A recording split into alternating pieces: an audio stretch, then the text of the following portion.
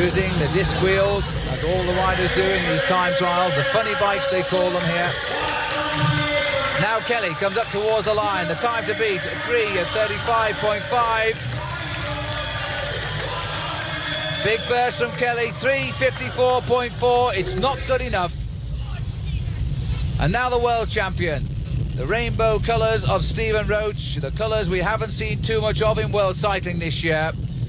Stephen Roche out of cycling virtually all season after last year winning the world title, the Tours of France and Italy.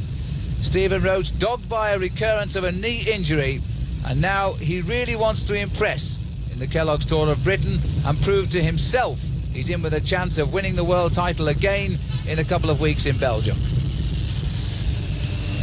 There you see the long straight along the quayside. Now we're up Grey Street here.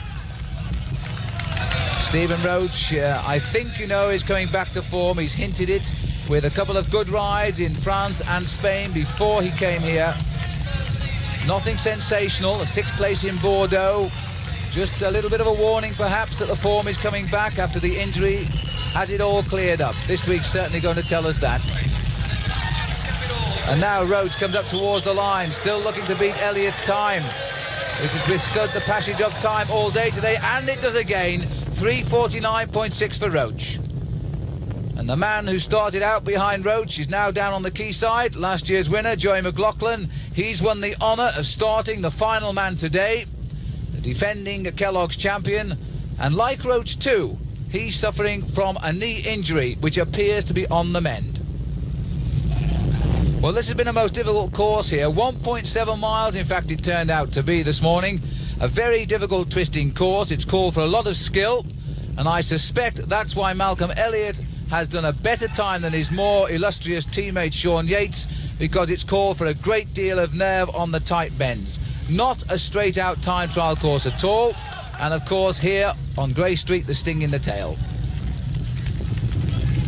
So Joey McLaughlin now fighting to record a good time that'll take him out on the road to York this afternoon as a challenger in the Kellogg's Tour. You mustn't think the prologue time trial is a throwaway event, because once in the milk race, the split between first and second was 5 seconds, and believe me, that was the split 12 days later. So McLaughlin racing up now towards the line, still to beat Elliott's time. 3:35.50 is the time that McLaughlin is aiming for. Look at the face on him. 3:49.40 is a very good time, and that's going to put Elliott up amongst the leaders. Here's the result then. Malcolm Elliott is the winner this morning. Mark Walsham is second. Sean Yates gets third. Holden is fourth. McLaughlin does well here with 6th place. Roche will be well satisfied with 7th. And Keith Reynolds there in 10th spot. Now, the main feature of this first stage are 3 climbs. First, it's Birkbra, that's a Category 2 climb. Then it's on to Castleton, that's Category 3. And finally for the riders, the toughest test of all, Rosedale Chimney. 1,500 feet to the peak, but to get there, they face a sheer climb. This is where we expect the pack to be split. So, as the large crowd gather here, we hand you back now to Phil Liggett. So the riders rolling out here of Newcastle upon Tyne. About to anyway, 79 of them. A little bit of a hard luck story indeed for Nigel Bloor, who fell off in a race last Friday in Sheffield, and it was only found out over the weekend. In fact, he'd fractured a bone in his arm, was unable to start this morning's time trial. That's really very, very sad indeed. 79 riders then as we go out across the Tyne Bridge here. And the race at the moment neutralised as the riders make their way out towards Gateshead to the race official start, and it's from there that the 120 miles to York will start to be counted down.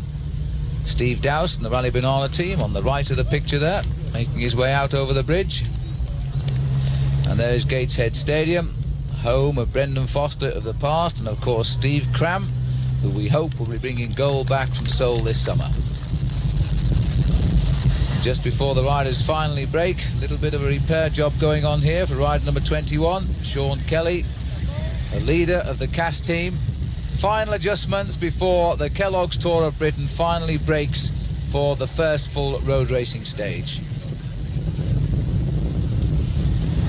We're heading down now towards Seaton Carew, the first real point of the race this year for us. This is the first TV time sprint. Let me quickly explain these to you, because there are time bonuses for the first 3 riders over the line of 3 seconds, 2 seconds and 1 second. Malcolm Elliott will want to be in on the action now, because his lead after this morning's time trial, just 9 seconds. Elliott in the yellow jersey here on the left, going for the sprint, and it looks to me as though he's making light work of the sprint. He's being challenged here by Nick Barnes, but Malcolm Elliott takes the 3 seconds. Barnes gets second place, and it was Henri Manders there who gets a 1 second time bonus for third slot.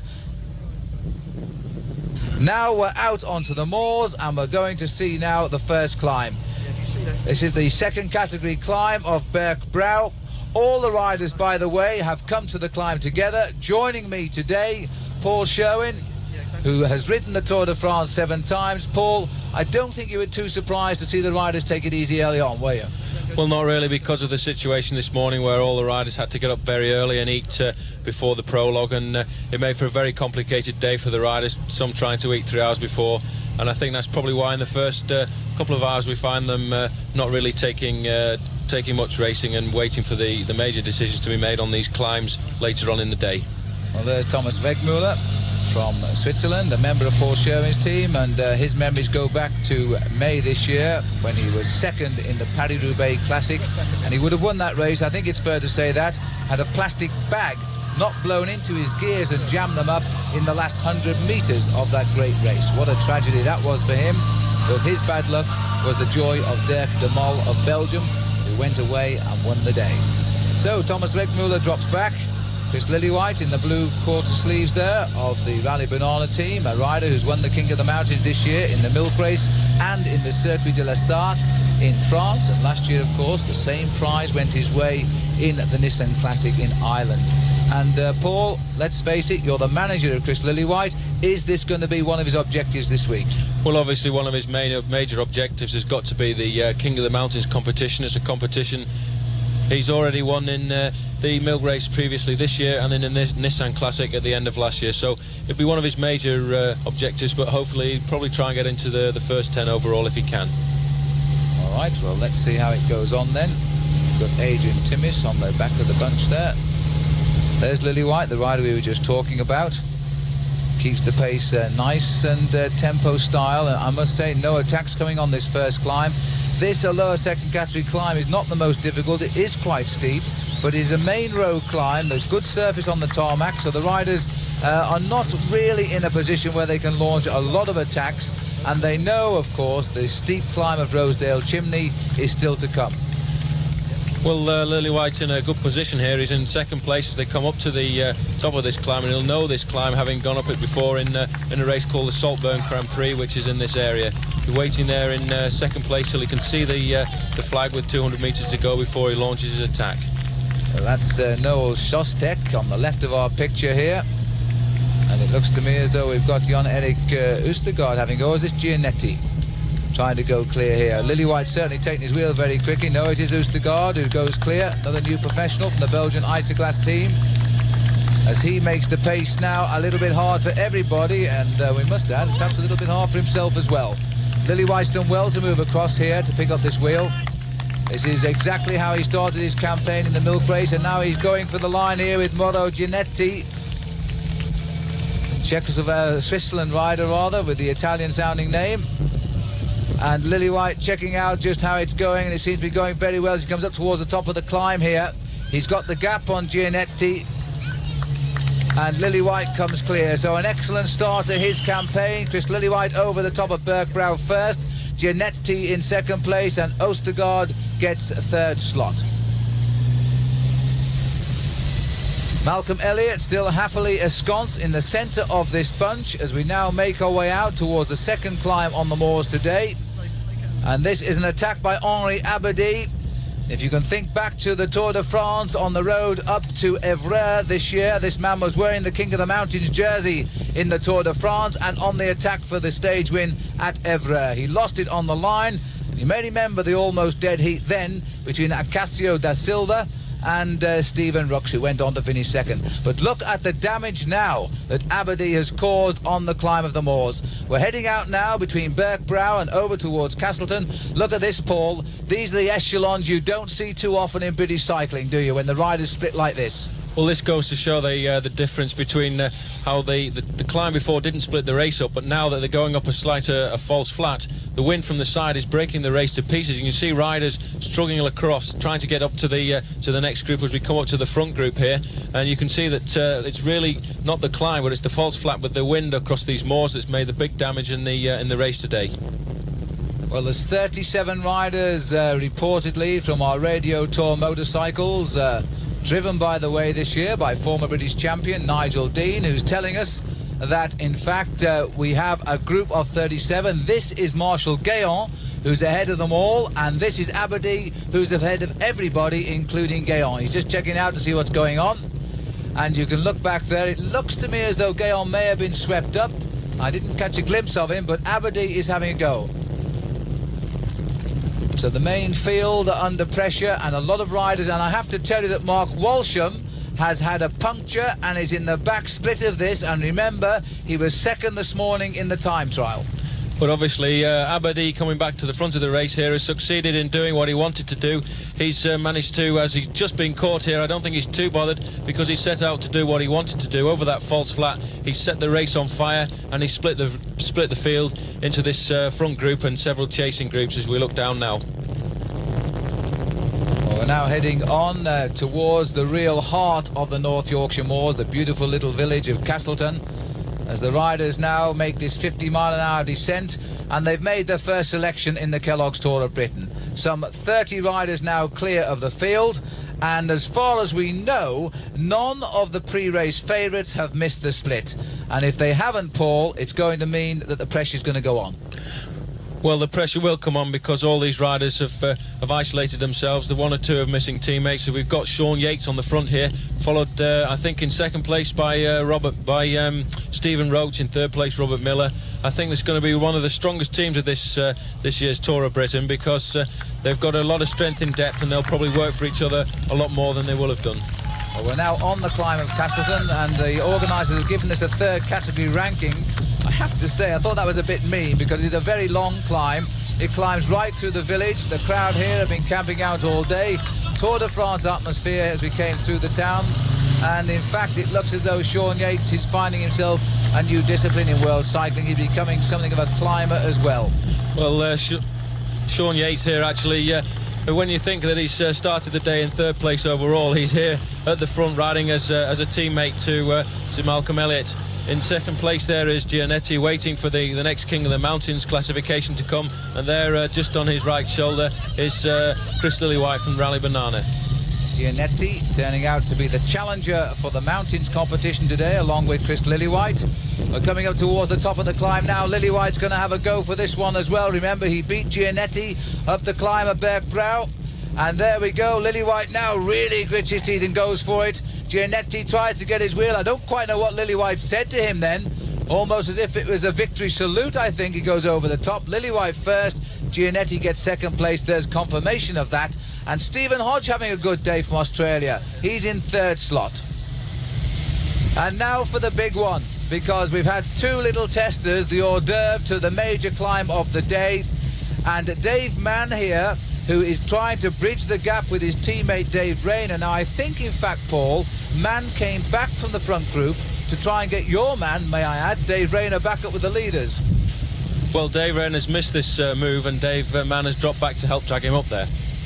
Well, that's a good move indeed, Paul, but that's what they faced. They're going to join at the wrong time. There's the climb of Rosedale Chimney, and it really is a terrible, terrible climb. The riders on it now, the leaders here on the climb. Joey McLaughlin on the left of our picture, and it's good to see McLaughlin in the front of the action on this climb. He's going to be delighted with that, even if it is looking a little bit hard for him. As they start the climb here now, it is an absolutely vicious climb, 1 in 3 at its steepest point, and the crowds are absolutely enormous on this climb. There you can see it, it lies on the hillside, going out over the top. McLaughlin doing a storming ride up here, rather like we remember last year on the Tumble climb down in South Wales. And And McLaughlin put up a good ride there, even if he did tire a little bit towards the summit, but it's a good climb. Well, look at Joey here, really suffering to get the gears round. The riders have put massive gears on today. For the people who know a little bit about cycling, they're using 26-tooth sprockets and 42-tooth chainrings at the front, which is really a very small gear for this kind of climb. I think one or two of them weren't listening this morning, Paul, because they're obviously in all sorts of trouble at the back of the race. They now make the way up this climb. See these riders climb up here, and they always amaze me how they keep such a fine rhythm going. Look at this crowd here. They've come out here literally in their thousands today. Estimated 5,000 people are on this climb today as the riders try to come through the field. Well, a lot of the riders here at the back of the bunch here, obviously overgeared and suffering on the right-hand side there. Serge Demier has just climbed off to walk up, and taking one of the riders from BH here, taking his shoes off to climb up the mountain. That was poor old Eduardo Ruiz, who's decided to make a walk. Rather surprising, a man from Spain. I thought he might have been better equipped for this climb. As we start to go towards the top, Gianetti then, who's turning out to be something of a sensation today on the mountains for the Swiss team. Weinmann, it's a new team this year, running on a budget of nearly £3 million, and so I suppose they should turn out some top riders. There's the long climb, and there are all the parked cars of the spectators, thankfully parked on one side of the road only to leave some room for the riders. These are the leaders now making the way up. Well, remember, we came to the bottom of this climb with something like 25 riders. Now we're seeing Gianetti here ride them off his wheel towards the top, and it looks to me now it'll depend on the position of Lillywhite, but Lillywhite is no longer in this group as far as we know. He was dropped at the start of the climb, so Gianetti has shed Lillywhite, the winner of the two previous climbs, and that's going to mean, if it's true, that Gianetti will be the king of the mountains and wearing that polka dot jersey tomorrow when he gets down to York. 80 miles covered now, the riders facing the best part of 40 miles before the finish in York, and this is now Gianetti, who's done a terrific ride here to go completely ahead of the field, and it looks to me, Paul, as though he's hardly out of breath. Well, he's suffered at the first part of the climb when the riders were a little bit overgeared, but he's got a very good rhythm going now, and he could well be one of the finds of this year's Tour of Britain, because he's got a fine pedalling style, sitting comfortably on the saddle, just ticking those gears over. And this is the chaos behind. You can see the crowd a little bit better from this shot. The red jersey there is Rob Holden, at 20 years of age, the best rider under 23. He has been in this break. Just ahead of Rob Holden there is Rob Miller, the Scottish climber who did that storming ride in Guzet-Neige in the Tour de France, only to miss the final turn and lose that stage in the Tour de France. Right at the top of the hill now. Gianetti then takes maximum points on the steepest climb of the Tour of Britain so far this week.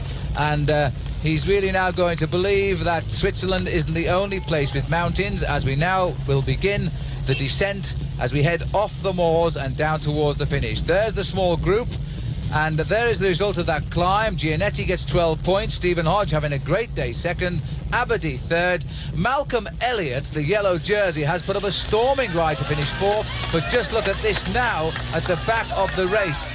The leaders made it look easy, now are being treated to Tour de France scenes here. Spectators are trying to push the riders up the climb. I suspect that the judges will be doling out the penalties tonight. So you see the riders here now under pressure. Number 42 is Marnix Lemire, a prolific winner on the flat, but I'm afraid he's going to be nowhere near the front at York today. Belgian rider. Number 30, Ian Sanders, going through. Number 60 was Ian Fagan here on the left of the picture.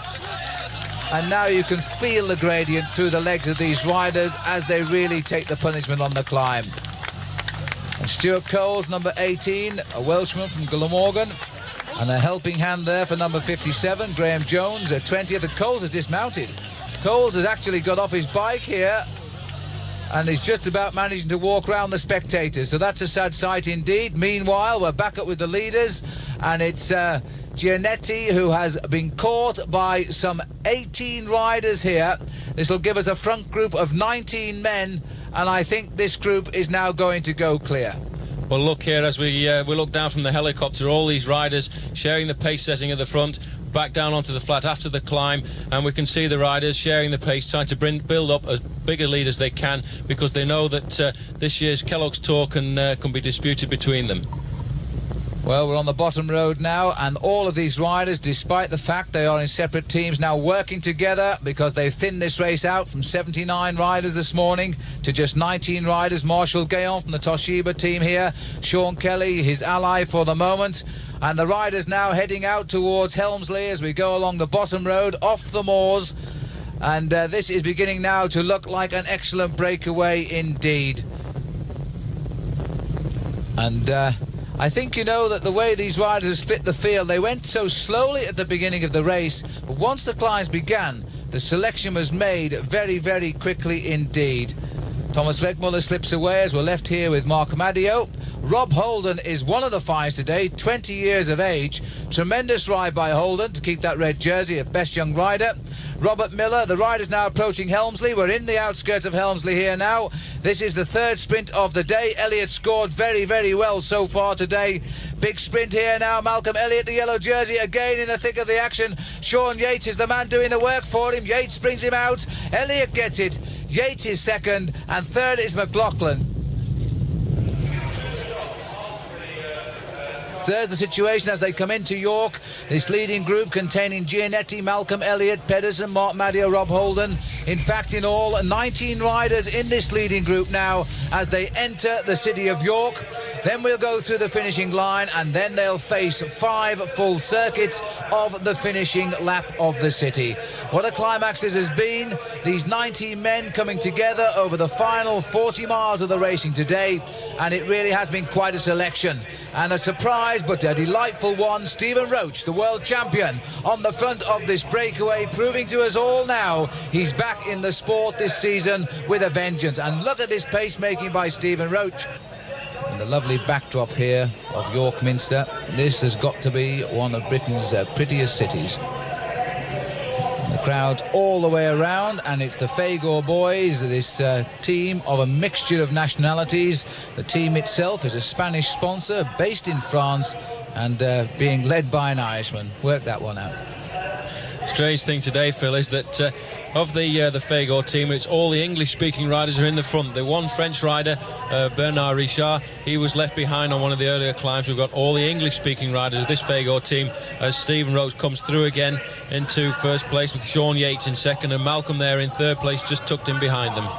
Noticeable too, Paul. McLaughlin has come up there into fourth place. That's the rider you can just catch a glimpse of in the white jersey with the blue band on. He's up into fourth place, and he's getting confidence as this race goes on indeed. This looks to me now as though we're coming round towards the fourth and final TV time sprint here. Roach is going to take this on the line in 3 seconds, or was it Elliott? Very close indeed. Elliott was right up there. 4 laps to go now. But Elliott again in the bonuses, and surely that's done enough for him now to keep his yellow jersey at least today. The line all together, one rider we may catch a glimpse of as there he is. Rob Holden is in a little bit of difficulty here. The youngest rider in the race at 20 years of age put up a tremendous performance today, and the Bilton team must be really proud of him. Sean Yates taking his turn as the man at the front to keep the pace high to stop the attacks coming. Roach has dropped back into second place. Robert Miller has come up, another Fagor man, into third slot, and the yellow jersey of Elliott in fourth. You can't have a better team than that, Paul. Well, they've got all the riders up in the front here, keeping it very, very fast, and you can see how much of a risk they're taking trying to get round these corners. The roads are very, very narrow, and the only thing to do to keep out of danger is to keep at the front, get your team to keep the pace high and stay out of danger, because the danger is at the back when the riders are accelerating out of the corners. It's a tricky little circuit, this one, and it's got 1 or 2 cobbled surfaces as well, but it's been a marvellous sunny day, not a hint of rain. The moors have never looked better, and the riders might not agree, but to everybody watching the tour today, it's been marvellous. And now Sean Yates trying to bring it down to a good finish. He'll be thinking too of that rider in yellow, Malcolm Elliott. They could be celebrating tonight with the yellow jersey hanging at the foot of the bed of Malcolm Elliott. He's done a lot today. He won the prologue, then he was in action in the TV time sprints for the small time bonuses. As it's turning out, they have been imperative in the search to keep the yellow jersey tonight. Well, Sean Kelly's not too far down this line. He's got a yellow jersey on, not the leader's yellow jersey, by the way. That's his Spanish cast team colours. And he may well be taking advantage of this high speed, and he'd probably be thinking, let them do the work, and we'll see what I can do when it comes to the finish. We'll see, because Sean Kelly not too far away from the action, and with all the experience one can need in world cycling, Kelly has the lot. A nice view there of the York Minster from our helicopter position. And now back down with the brave men of world television, the riders who shoot these boys from the cameras at the back of motorcycles. They are the bravest men in the world in my book, and they get some terrific shots. And now you can see the whole field, or the leading field, the men that really have established themselves now as the men in the Kellogg's Tour of Britain this week. They're going to follow each other around now, man for man, as we make our way down through the Pennines over the next few days into the Cotswolds, and of course finally to Westminster. Certainly it's not safe for Malcolm Elliott. Even if he does keep his yellow jersey today, it'll only be by a handful of seconds. King of the Mountains confirmed, by the way, that is Giannetti. He'll wear the polka dot jersey tomorrow morning, having won the climb of Rosedale Chimney and finished second on the other two big climbs of the day. There we are, one lap to go to the finish, and they're going to come towards the finishing line now, all very much together. One last go at who's going to win, Paul? Well, at this stage of the game, Phil, I really wouldn't like to stick my neck out. I noticed Frederic Vichot was moving up there, quite a fast finisher. He had a little bit of a fight with Sean Yates in one of the Tour de France stages, so I'm not sure. Well, let's see then. Paul Sherwin did very well at picking them out on the Tour de France. And Yates goes through noticeably now. They've dropped down the back of the line. They may feel now that they've done the work of keeping the pace together. Now they'll expect Malcolm Elliott to do his bit of work and go and take the stage. Let's see if that happens now. This, in fact, is not the leading group. These are the stragglers of the next group onto the circuit. And it looks to me as though, I think it's Ruith talking there to Dave Rayner on the left of our picture. And they are running quite a few minutes behind the leaders. Now, we'll go and shortly pick up the leaders again. This is Rayner bringing the back group through. He's had a hard day today. He almost contacted the leaders. In fact, he did do so at the climb of Rosedale Chimney, and then he was left again. Way down below then, the leaders are making the way around the Minster for the last time. Just on the other side now, and it looks like an attack here. This is one of the cast riders. It's not Kelly. In fact, it's Thomas Wegmuller who's going clear. He's looked over his shoulder, and this could catch Elliott off guard. Elliott's the other yellow jersey looking across, and I think it's McLaughlin very close to him as well. It is. McLaughlin goes round. Malcolm Elliott takes him round. And now this is what will always happen. One rider jumps clear before the sprint. Wegmuller has the break here now. Elliott after him. Elliott takes close second place there now. Then we've got McLaughlin in third spot. Wegmuller's got a length here, and surely Wegmuller's going to get Elliott comes. Elliott right on the line. Where did he find that speed from? We'll have a look at that again in slow motion, but I think Malcolm Elliott took it, and I think Malcolm Elliott thinks he did as well. Well, that is absolutely unbelievable. If he has, that's the double today for Malcolm Elliott, and that's something of a uniqueness in world cycling. I don't recall anybody winning the prologue in the morning and in the afternoon taking the road race. This is the sprint. Elliott is in second place here. Somehow he's found the strength to take the victory. A win for Elliott, second Wegmuller, third Joey McLaughlin. And there's the overall: Elliott, McLaughlin and Yates and Roach. Well, today's route is not easy. It's 106 miles across the backbone of England, the Pennines. And one surprise the organisers have in store: a cobble climb in Halifax. They call it the Shibden Wall. Indeed they do, but it doesn't seem to be worrying Malcolm Elliott here, who's nice and happy as he makes his way out on this second day, resplendent in the yellow jersey, the coveted symbol of world cycling that everybody wants. Last year's winner wearing 13 this year, Joey McLaughlin, but it looks as though Elliott, his teammates here, are in a little bit of trouble. That's Stephen Roach, the world champion, and wearing number 1, who seemed to have a mechanical problem. He's underway. And another rider here in trouble, receiving mechanical assistance. That's Sean Yates wearing number 2. So the Fagor team in action at both the front and the back of the race already today. On the climb now of Keckskill, this is on the road down towards Skipton, and it looks like a good attack here by Joey McLaughlin. And Thomas Wegmuller not too far adrift of him either, and this is the first real action of the race today. In fact, this is Aberdeen on the front of the race.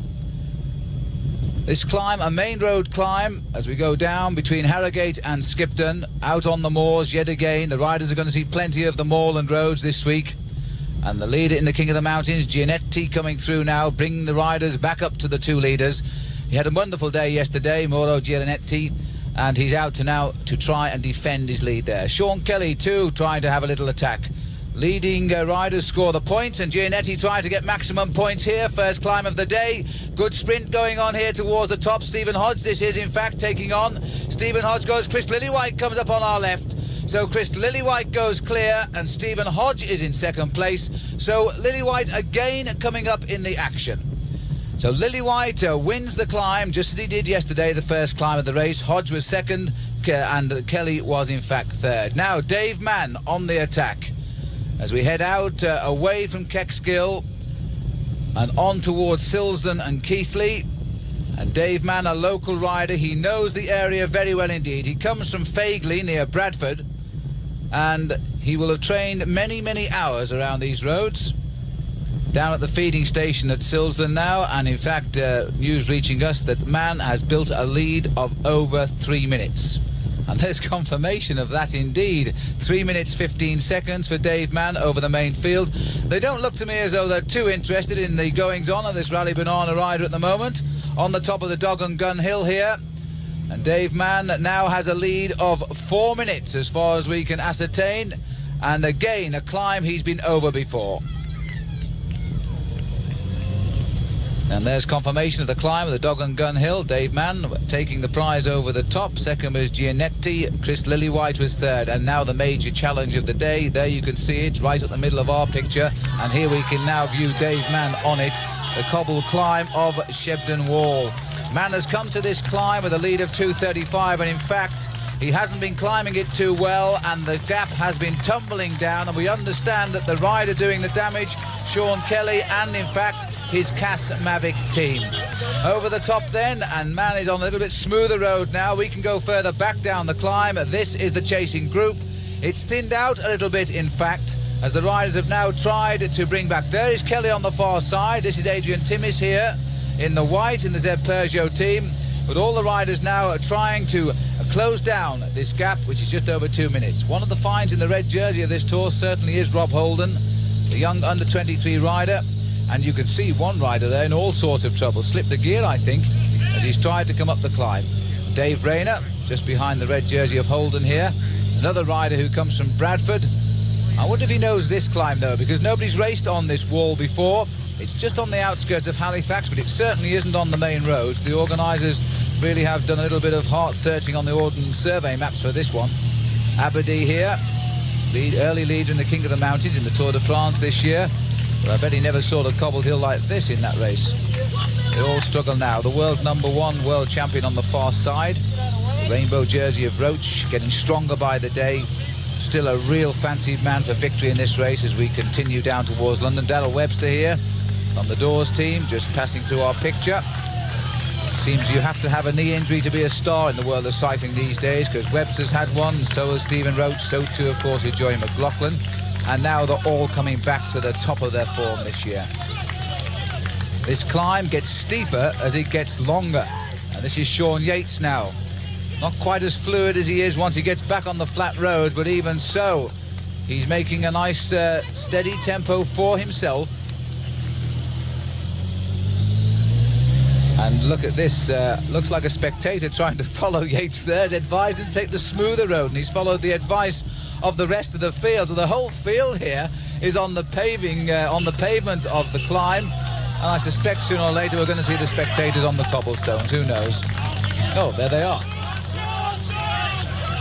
Sean Kelly here, taking the smooth way up. This reminds me of a famous climb in Belgium called the Mur de Grammont, the Wall of Grammont, because that is a very, very tough climb, very steep indeed, and it doesn't have a smooth sidewalk to it either. 200 metres to go to the top, that's what the green flag means, and this crowd of club cyclists and general spectators are really enjoying the spectacle. There is the crowd right down there as the riders struggle up. Halifax, in fact, is over the dip, and you can't quite see it.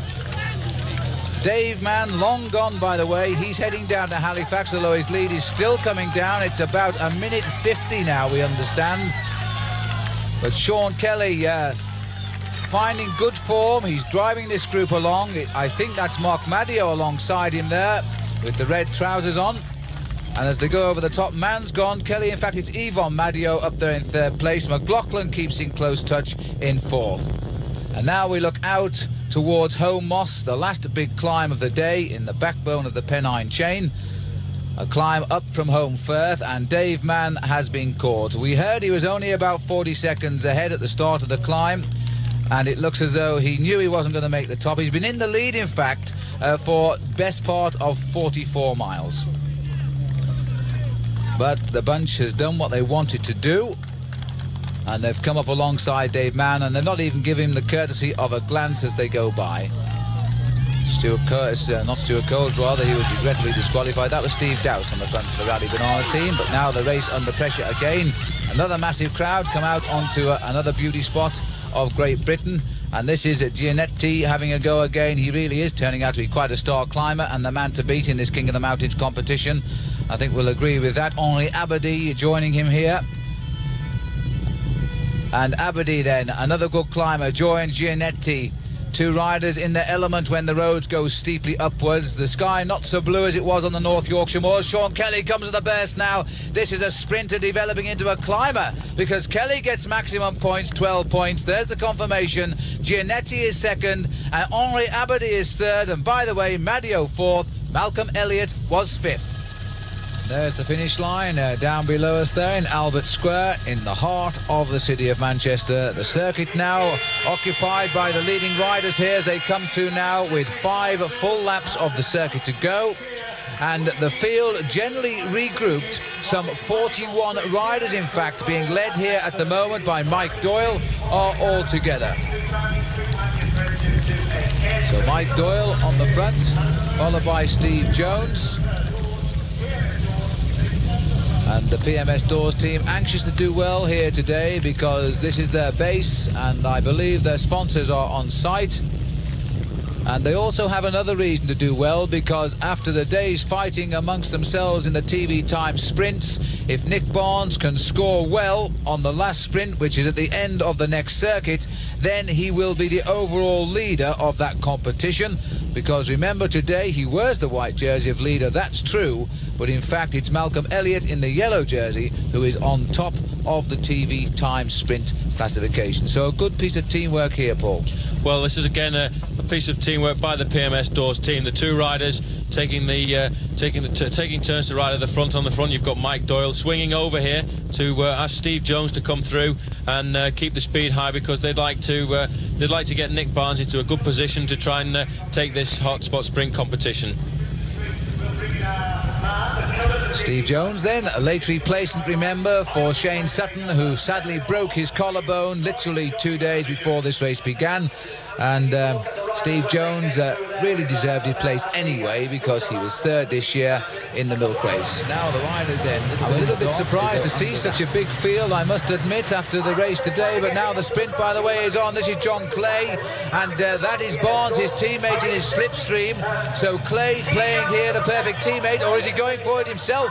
Because John Clay has started with a great sprint here, and Barnes is struggling to keep up on him as we go over the square here. In fact, John Clay put his brakes on there to allow Nick Barnes to go through in first place. Barnes, Paul, trying to continue the attack. Well, a good piece of teamwork by Jonathan Clay there, putting the brakes on to let Nick Barnes come through. And Nick, having seen the gap that he'd got, he's carried on over the top to try and come away and sneak away from this group. But you can see straight away the chase being organised behind by the Fagor boys, as it was yesterday. And I think I could just see coming to the front there Robert Miller, in second place Sean Yates. Again, they're whipping up the pace because they don't want any breaks going away on this circuit, because they want to keep Malcolm Elliott's place at the top of the general classification safe. And why not another stage win for Malcolm Elliott today? And just look at that long line of riders, long line now. We're into the last 3 laps of the race, so the next 4 or 5 minutes or so is all that it will be. And the whole field, 41 riders there are in this big bunch, but we understand that the rest of the race is varying in time gaps from about 7 minutes to as much as 17 minutes behind today. Well, Robert here back on the front, and you see how these two riders are sharing turns to break into the wind. Sean Yates slipping back a little bit, looking a little bit worse for wear today because he's had a very hard day, changed his bike, had a wheel change, and he's been having to keep up. As we come back to this group here, these are in fact stragglers who are going to be something like 5 or 6 minutes behind the leading group here as we come back to Robert Miller, who's doing his stint at the front with Sean Yates tucked in second place. In a minute, as you see Robert changing gear, he'll swing over to let Sean Yates come through and do his little turn in the wind.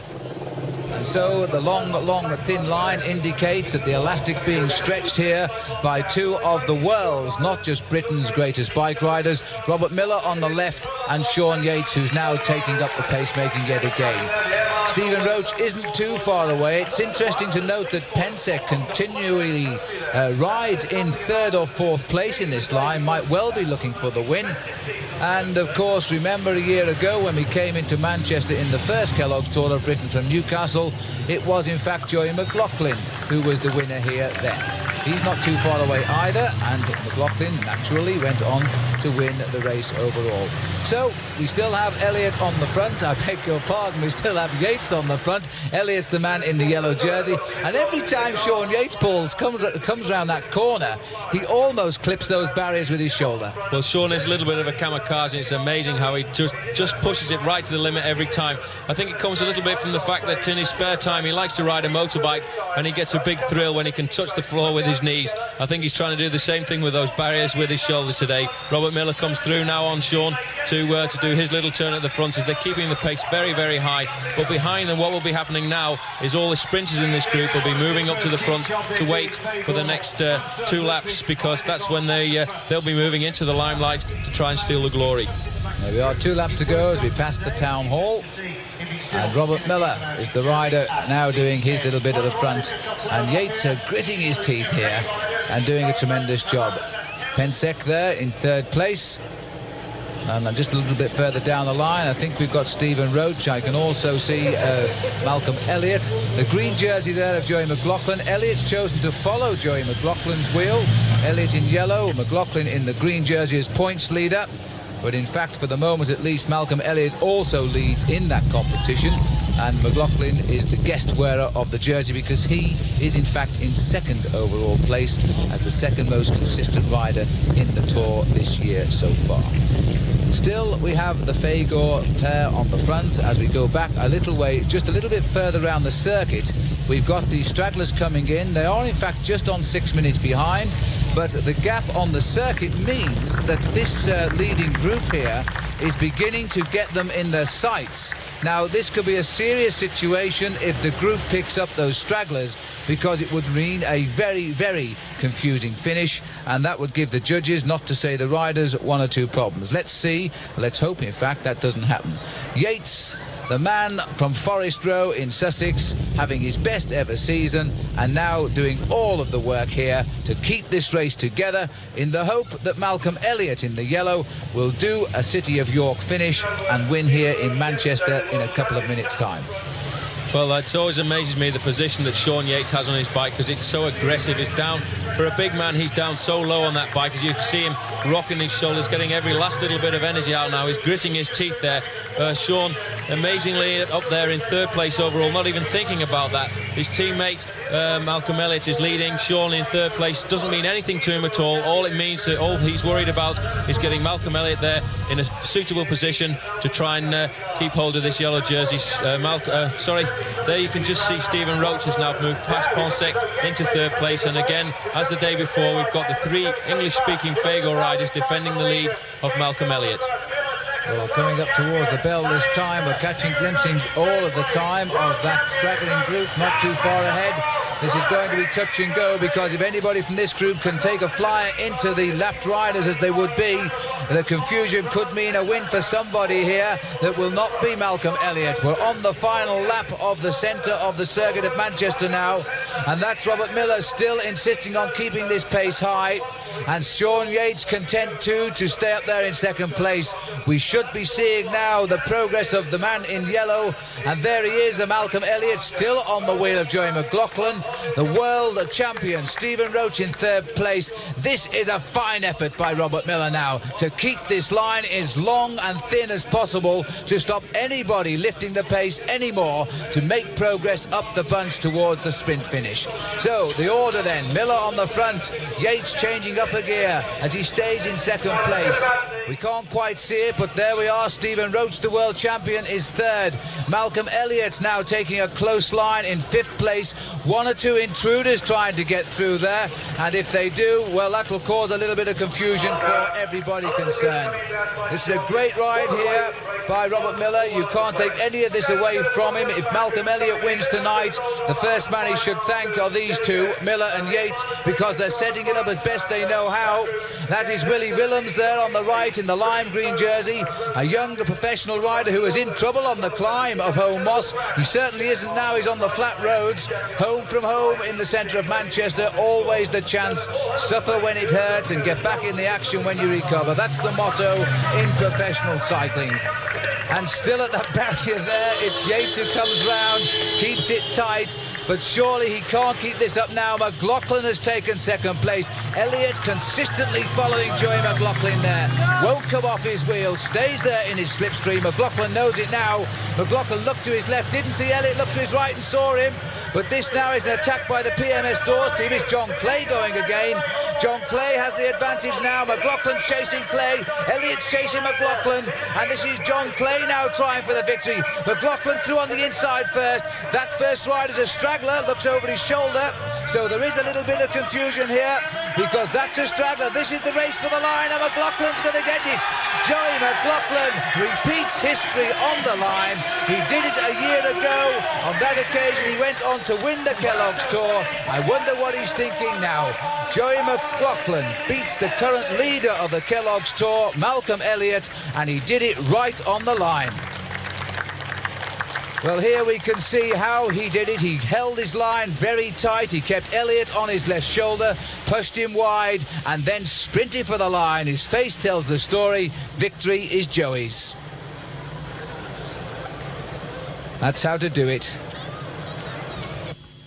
So there then is the result. Joey McLaughlin the winner, Elliott pushed back to second, John Clay third, Barnes and Kelly. That's the order. And no wins today in the King of the Mountains competition for Mauro Gianetti, but a very consistent day indeed. He keeps his lead in that competition. There's the confirmation, 8 points advantage over Sean Kelly, a great day, and Stephen Hodge as well, a good day for him. Chris Lillywhite is fourth, Malcolm Elliott is fifth. Now we're looking here at the white jersey, and that final sprint here in the city of Manchester was enough for Nick Barnes. He's now got the overall lead by a single point off Malcolm Elliott, with Mark Walsham third. A look then at the overall situation. Malcolm Elliott on top of the pile, leading by 20 seconds from Joey McLaughlin. In third place, Elliott's teammate Sean Yates. Fourth, the world champion Stephen Roach. And fifth, Thomas Wegmuller, Sean Kelly's teammate from the CAS team. A little bit further down the list, you've got Ronan Pensek in 7th slot, and Kelly was the big improver yesterday. He moved up from 10th to 9th overall. One man already out on the road very early this morning, Paul McDowell. He's out on the course to give us now the complete rundown on what faces the riders today on the road to Liverpool. Unfortunately, a lot of low clouds spoiling what is one of the most scenic routes from Manchester to Liverpool on this third stage. I'm at the top of the Trough of Bowland. If you've never heard of it or been here, it is in fact one of Lancashire's most famous beauty spots. It takes them 1,500 feet above sea level. It's a Category 2 climb. And it's here too that yesterday's stage winner Joey McLaughlin has put in many hours of practice. Well, will that familiarity aid him in his... Well, the riders then lining up here in Albert Square in Manchester. And a lot of riders, in fact, are local to this area because the northwest of England has turned out some marvellous racing cyclists over the years. Many, many national champions and indeed world champions such as Norman Shiel, who came from Liverpool. Here we are then on the way. And this is Mark Walsham, the British circuit race champion in the Percy Bilton team. Steve Jones in the blue sleeves on the far side there, chatting with the two Fager boys, Malcolm Elliott in yellow, of course, Sean Yates, Steve Sefton on the left. Now, what's happening at the back of the race? This, in fact, is Dave Mann, our breakaway hero yesterday. Seems to be making a wheel adjustment and getting back in the race. And Joey McLaughlin too, dropping back to his team car, driven by team manager Roger Leger, and wow, he's gone. Well, all that's behind the race during the neutralised section, because the flag there denoting now that the race is starting, and the race now is officially underway. Or is it? It looks as though it's still time for a phone call for Stephen Roach here, the world champion, keeping an eye on things from the back. What would he have done in the days without cellular phones? So here we are now coming into Rochdale here, the site of the first TV time sprint, and this is Andy Johnson on the attack for the Air Marshal team, and it's good to see this young team having a go. They don't seem to be at all afraid of the competition this year in the race. Johnson then clear. This, I think, the most trickiest of all the sprints so far in the TV time sprint. It goes through a number of chicanes, around a couple of roundabouts as it crosses right through the centre of Rochdale. Well, Johnson has the lead at the moment, but the field are closing up rapidly on him. Remember, the leader of this competition is Nick Barnes. He wears the white jersey. That looks like Barnes trying to move in on the action now in third place. And Nick Barnes going here on the left of the picture. It's a difficult sprint, this one, but he gets it. Good for Nick Barnes. Maximum points. Mark Walsham second, and Alan Percy, a new professional of just a few days, in third place. Well, all the way we've been heading out here towards the Lancashire moors, and the low clouds have been coming down and down, and it could be that very soon we're going to be into the first of the wet stages of this year's Kellogg's Tour. Caping up, Paul, for Stephen Roach. Well, this is a very dangerous time in most of the races, because a lot of the teams send riders back to the team cars to pick up these racing capes, and a lot of riders at the back will struggle to get back onto the climb, because they've been back into the team cars getting racing capes for the team leaders. You can see one of the two of the riders here struggling. Well, they've chosen a bad time, because we're on what is quite a long climb here out of Bacup. This is the first of the two climbs today. It's only a third category. I think the judges a little bit hard here, because this is quite a difficult climb. And we've got Lillywhite up here in second place, who's trying to do well on the climbs. Remember his rivalry with Gianetti. That is Gianetti just over the back in the blue hat. You can spot him. He's riding on the shoulder of Chris Lillywhite. Stephen Hodge here is coming to the front too for the Cass Mavic team, because Sean Kelly is also challenging in this mountains competition. And if you can see the two yellow riders in the background there, Sean Kelly is the one on the left, and he's waiting to see sight of the finish of the climb before he makes a move. As we come up to the you can see Stephen Hodge there, who's actually leading his own sprint out with looks like Frederick Vichot is leading out Gianetti before. This is quite a reasonable tactic to keep the speed high, so that the two riders going for the just back there, looks as if Sean Yates just nearly clipped a car. They're leading the sprint out, so that the riders going for the sprint don't have to make too long an effort into the wind. So the riders on the wet roads, remember, and they're a little bit greasy because we haven't had too much rain. But now the sprint beginning to be wound up here by Stephen Hodge in the centre of the picture. Lillywhite on the left trying to get round Hodge. Hodge has opened the running for the line then. Remember, Gianetti isn't too far behind in the white jersey there. But we've got Hodge here on the left of the corner. And it looks as though we've also got on the behind him now Lillywhite, Gianetti. These three are going clear. Hodge is making a break for it. Good positioning here by Lillywhite. Kelly's sprung onto the scene there from nowhere. 100 metres to go now. Kelly in fourth place. They've got Gianetti boxed on the inside as Lillywhite opens the sprint. Lillywhite checks out the opposition. He sees Kelly. Good enough though. Lillywhite gets it. Kelly is second, and the judges have awarded Gianetti the third place. So good scoring then by Lillywhite, and the two rivals neck and neck for that one. Well, the very slippery descent here. The riders taking no chances. This is Darrell Webster on the front, a rider who picked up no less than 40 British medals in championships before he turned professional this year. And yet another rider out of action until now because of injury. Well, on the long descent here, the riders keeping it in check at around 45 miles an hour, which for this sort of descent is not terribly quickly. So time for Roach to make another phone call, this time with his cape on. So whatever the subject was earlier, this is the return coming up now. Well, they never cease to amaze me, these bike riders, but they've chosen to neutralise the race a little bit here. The road's drying out again as the world champion shows us off again his rainbow jersey. And in fact, Alan Gornall here now, who had been allowed a lead earlier on to go and visit friends in Clitheroe, and he's now coming back to the main field. And this is Stephen Roach here, absolutely sprinting out of the pack, it appears, to speak with Gornall. And I've got a feeling that Roach here is not at all amused at the time that Alan Gornall has spent out front.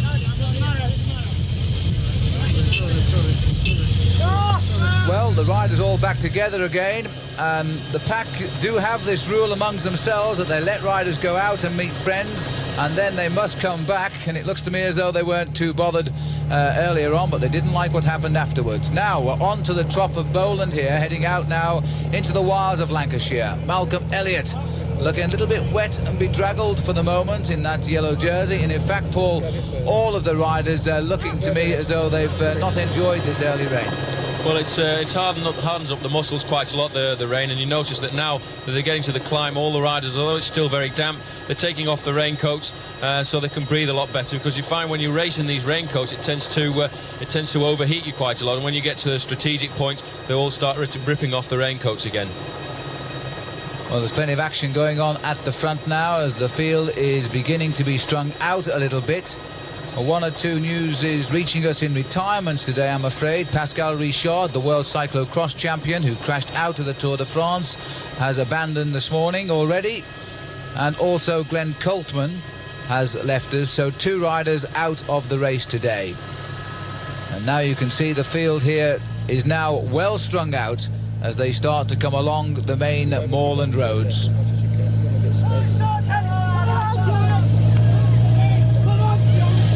One or two shouts there from the crowd as we look now through the rain on our camera lens. An attack by a rider there in a white jersey. That'll be La Wyman Suisse colours going clear. The pack are not reacting at all. They've seen him go, there's no doubt about that, because you've got that arrowhead on the front of the pack, but he's going clear. And this looks to me as though it says Demier, the Swiss member of the new team that's formed this year. And they're having a tremendously successful season. They're led by Steve Bauer, the Canadian, normally. And there's confirmation of that. Demier it is. And what about him, Paul? A strong man indeed. Well, Demier is a very renowned rider for this kind of attack. He's actually been a professional since 1977. He won a stage in the Tour de France in 1983 in a lone effort like this. He also won a time trial in around about 1983 as well with his teammate Daniel Gissiger. So this solitary effort, he's quite used to it. Well, let's see what the bunch think of this. The gap is opening and the field are looking to me as though they're beginning to chase a little bit. It's a long, long way to go, of course, as we go down towards Dunsop Bridge and on the Trough of Bowland. And once on that climb, who knows what could happen. Demier, remember, is a long break specialist, but he's facing now 77 miles on his own. That is rather an awesome prospect. On the climb now of the Trough of Bowland, couple of chasing riders trying to get clear down there of the field and take up the chase as they now enter the trough itself. This climb, by the way, is very narrow. The crowds reported on the summit to be quite large. Well, there you can see the BH rider who was chasing, trying to get across to Serge Demier, followed by the policeman of the Wyman team to prevent him getting across. Demier's attacked at a very strategic point here. It's very narrow roads, and if he can get a lead of about 20-25 seconds, what will be advantageous to him is the fact that it's a question of out of sight, out of mind, but it's very hard to get that initial 25 seconds. Well, he's riding very, very well indeed. I must tell a little story while we're looking here at Demir on the climb of the Trough of Bowland, because when Sean Kelly went up this hill at 18 years of age in the milk race a few years ago now, because he's 32, he was lying in 3rd place overall in the event when his bike collapsed, and he finished many, many minutes behind when he was certain to have achieved 3rd place in that event at 18. And I would have thought that Sean Kelly would have been demoralised beyond belief. He certainly wasn't, and of course, as we all now know, he's gone on to be the #1 rider in the world. This then, after that little anecdote, is the back of the field today in the 2nd Kellogg's Tour of Britain, and Kelly is in that big bunch somewhere, and this is the rider doing the damage out front. The climb then of the Trough of Bowland, and Serge Demir almost looked to me as though he had a little sneeze then, probably caught a chill already after the rain falling an hour or so ago. Not too bad the weather here, in fact now it's beginning to warm up a bit and the cloud lifting, but a lot of descending to go. This is the last climb of the day. It's not been a difficult stage for climbing. This is the high spot, some 1,500 feet, and it's going to be a difficult day for the riders to judge. Let me tell you straight away that this rider is over 17 minutes behind on the overall classification. He lies in 47th place, and this could be the reason why the men in the bunch are not paying too much attention to him at the moment at least. Difficult race for them to judge, I think, Paul, but of course Sean Kelly, Stephen Roach, they're the riders who are going to watch each other at the moment, aren't they? Well, Serge Demir is over 17 minutes behind on the overall classification, and as we look up the climb up between the two hills there, that's what's facing Serge Demir at the moment. But to come back to what I was saying, the teams really who have to chase are going to be Fagor and Cass. They'll try and get the chase organised, but for the moment this man isn't dangerous to them overall, so when they get over the top of the climb without disorganising the team, they'll start to arrange the chase on the descent down the valley roads, but for the moment they're giving him a little bit of a leeway. One of the Spanish riders here, Merguialdi, I think it is having a little respite at the back of the race. The Spanish team has not had a great tour already. They've lost a rider, they've struggled a little bit, so they not have really taken part in this race at all. Well, Demir seems to be enjoying himself at least. He's been twice the champion of Switzerland, once as an amateur, once as a professional. We go back to 1983 when he picked up the professional title. He's looked over the back there to see where the group is. Well, he's seeing the whole pack, in fact, because the two chasers we saw have gone back into the main group. There is no one in between. The red jersey on the right at the front there is Rob Holden, this amazing 20-year-old, the youngest man in the race, who's holding on to that leader's red jersey as this race unwinds. And there's only a few more days to go down to the city of Westminster. Will be very, very fine indeed for Holden if he can survive what is still a lot of racing to come. The amazing thing about this race here, as we watch the 3rd day on the Trough of Bowland, is that only a few seconds separate a lot of riders. In fact, the first 17 riders overall are only separated by 58 seconds. So really, this race could turn upside down almost at a minute's notice. There they are. You can get a little bit of the aspect of the gradient of the Trough of Bowland from my helicopter here as it follows them up the hill. The yellow jersey riding not too far away from the front. The crowd loving every minute of this. There is a massive crowd here.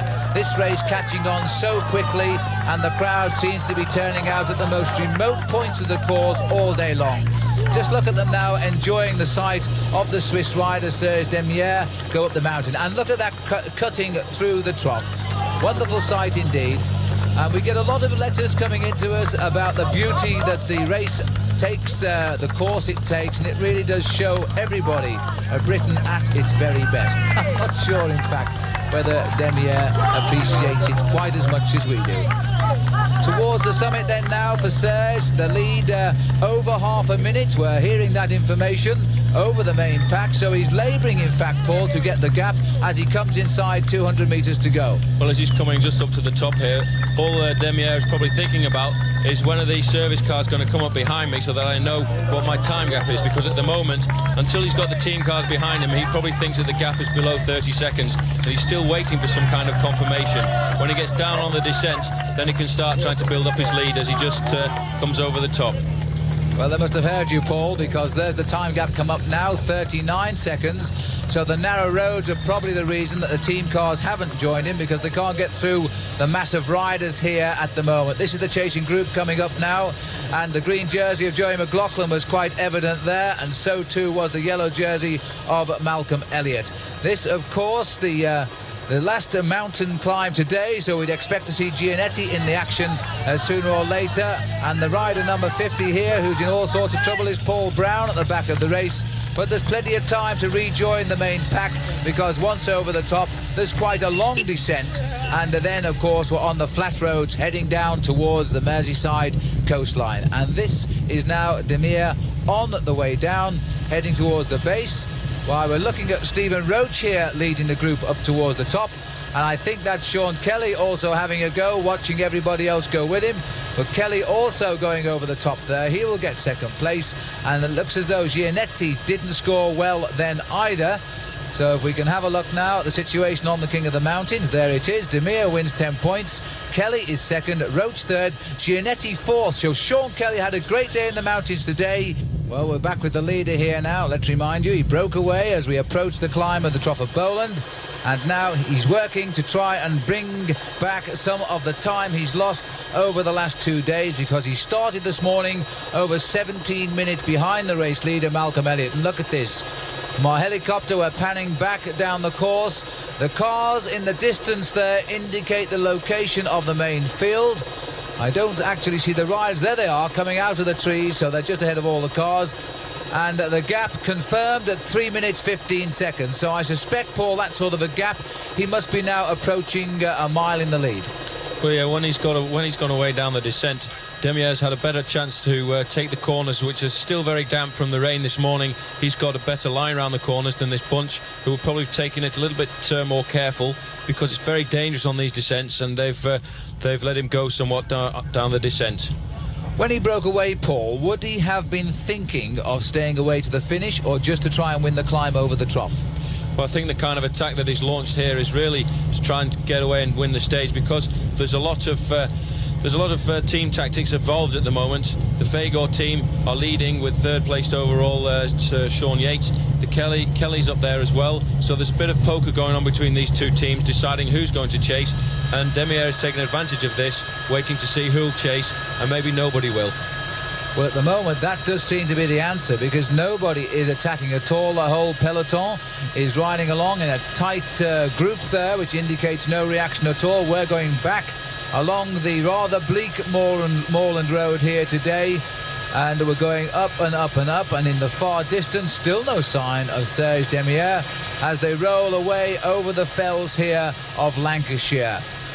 The countryside, which is so bleak in the winter and so beautiful on the nice days in the summer. And down there, way down there, the lone figure of Serge Demir, riding along British roads for a change for him. He missed the Tour de France this year, and look at this now. The gap has gone up over 5.5 minutes. So another 12 minutes on that total, only another 12 minutes, and Demir will have the yellow jersey on his shoulders. Maybe that's what he's looking for. Well, Phil, when Demir gets to the feet here, he's got another thing to his advantage, the fact that as he goes through, he'll collect his bag, he'll put all the food into his back pocket, but behind, when the peloton comes through, it's normally absolute chaos. All the riders switching around, trying to find their bags, looking for their masseurs to get their bags, missing their bags, switching left and right to find it, especially in this country at the moment, because the foreigners are feeding on the right-hand side of the road, and the British riders are taking food on the left-hand side of the road. So it is absolutely sometimes total chaos for the riders. Well, there we are, and Demir, by the way, only speaks French, and he's just shouted across the French masseur. It was, I think, of the Z Peugeot team, and it might well have been for a time check over the pack. Now, out of the bag comes the food that's been so carefully wrapped during the evening and early morning by the mechanics and masseurs, all in the back pockets. This is the main field now, led by Bernard Richard, a teammate, the fifth member of the Fagor team, and the one we haven't seen too much of during the attacking riding by that team. Here's the main field, then into the field. World champion Roach snatches the food for the day, so too Robert Miller, and there goes I think it was Bernard Richard also taking his bag.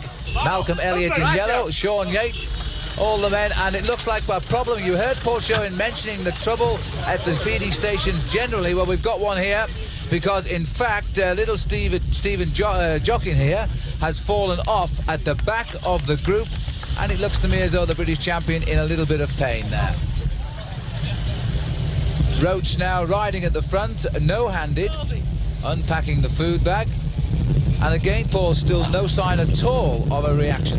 Well, the riders obviously realised Demieres are nowhere overall because they'd have been informed by their team managers, and there's no time yet as Roach is coming up to offer he's offering a Mars bar to the cameraman. He's obviously got a lot of spare food today. He's in high spirits too. He's made a couple of phone calls. That's probably ruined the race budget for the year. And now we're back with the leader here, talking to the race organiser, Alan Rushton. And one has to say what a marvellous job he does too with his team of helpers. This is an enormous lead he's built up now. It's up to 10 minutes. And Alan Rushton has probably just told that fact to Serge Demieres. And by the way, when they tell the leader, they make a point too of informing the bunch behind. There's no question of cheating amongst the organisation.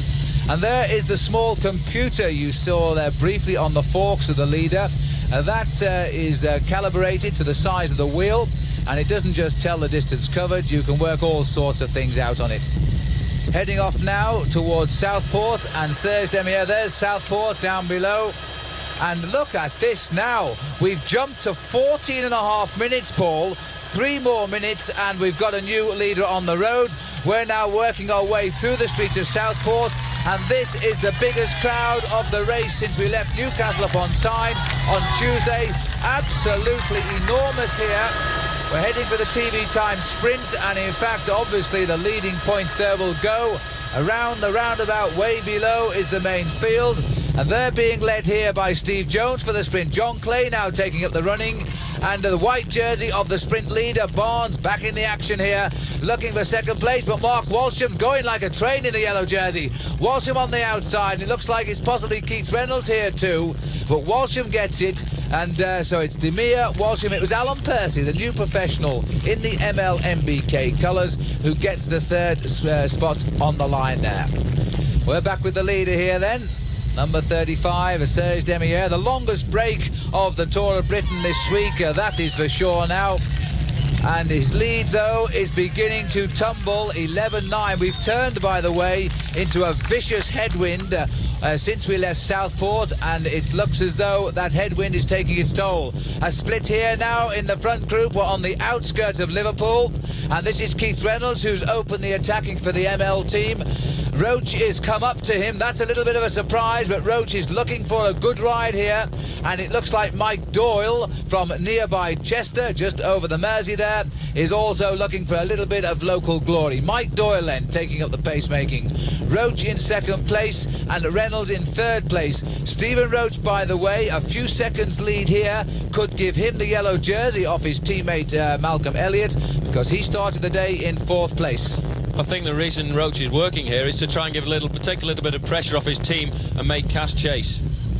So now we've got Serge Demieres approaching the circuit in the distance there, the tower of the Liver building with the famous Liver bird on top of it. This is the city of Liverpool, and it's a Swiss rider, Serge Demieres, who's bringing the whole of the Tour of Britain into the city. Here we have the chasing group that broke away on the outskirts with the whole field there. Just behind Stephen Roach in white, Mike Doyle at the back. Masked by the other two is Keith Reynolds. Doyle here from Chester, and now we're back with the leading rider on his circuits now. Something like 4 laps to go. Well, it's still a long way to go for Demieres, because in something like the last 10 miles, a rider on his own can ride at 25, 26 miles an hour and lose something like 5 or 6 minutes. As we go back to Stephen Roach here, leading the chase with Mike Doyle and Keith Reynolds sitting in there. Well, this is a good move by Roach, because he may well steal the seconds that could suddenly switch the yellow jersey from his teammate Elliott to his, and what a comeback that would be for Stephen Roach. He couldn't really have expected to be the race leader, surely, of this race so soon into his rehabilitation. There's the leader, Serge Demieres now. There's one more TV time sprint to come today, and of course there is a couple of seconds bonus there for the winner, 3 seconds in fact, and Demieres really won't need those few seconds now, because he was looking originally for 17 minutes. So this is Demieres, I'm sorry, this is Stephen Roach here leading the chase, and followed by Keith Reynolds and Mike Doyle. Roach seems to be the man wanting to do most of the work here. This is the sprint for second, third and fourth places in the TV times. Roach wants this because he wants the 2 seconds time bonus on the line. Roach has the lead at the moment. This, by the way, is quite a nasty little climb up to the finish line. You get some impression of it there. Roach takes the 2 seconds, so that could be crucial now. There's the confirmation. Demier gets 5 points, Roach and Reynolds, but of course it's the time bonus that Stephen Roach wanted, because now if he can hold off the pack here, led by Adrian Timmis and Gilbert Duclos-Lazal, the riders causing concern because Joey McLaughlin's second place is also in danger overall. McLaughlin on the left of our picture in that green jersey. That looks like the Pocket Rocket having a go, the rider that crashed at the feeding station. Steve Jockin now. He also comes from the Isle of Man, which is just 3 hours across the water by boat here from the city of Liverpool. And now we're back with the 3 leaders on the back of the circuit. And Roach anxious now, not getting enough work rate, it seems, out of the other 2 riders. Roach is having to do a lot of the work himself. It's amazing to notice how Stephen is riding after his break as well. 9 months out without very much competition. All the riders in the bunch at the moment are absolutely incredulized at the speed that he's can come back. He's got that pedalling back, and if you look here, he's really pedaling as he was doing in the big days when he won the Tour de France and when he won the World Championships, but really grimacing now. This is a time when he's thinking about taking the yellow jersey from the shoulders of his teammate, but it's a help to his teammate Malcolm Elliott because it's forcing the other teams to chase. And in fact, speaking to him in French, there's the assistant race chief referee, Jerry McDade, because Demier hasn't a clue what is being said in English, and he's told him, in fact, that this chasing group is underway as well. Mike Doyle here, and Keith Reynolds and Roach.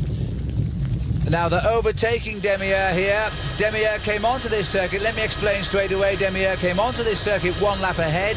They've now pulled back the time because Demier on the circuit is losing approximately 2 minutes a lap to the chasing groups. There's the main bunch. Now 8 minutes was the advantage of Demier. That is already down now to 5 minutes, but I think it's unlikely, Paul, that they'll actually go a lap up on and bring him back. Well, it's a long way around this circuit. It's a very, very hard circuit. Demier's just got to keep his speed up around about 25, 26 miles an hour, although Roach's group here doing 28, 29 miles an hour. The chasing group in the bunch led by the Z Peugeot team may very well come back to this group, because you can see now Mike Doyle from the PMS team is sitting on a little bit and not contributing to the breakaway group. Well, Roach certainly wants some help here.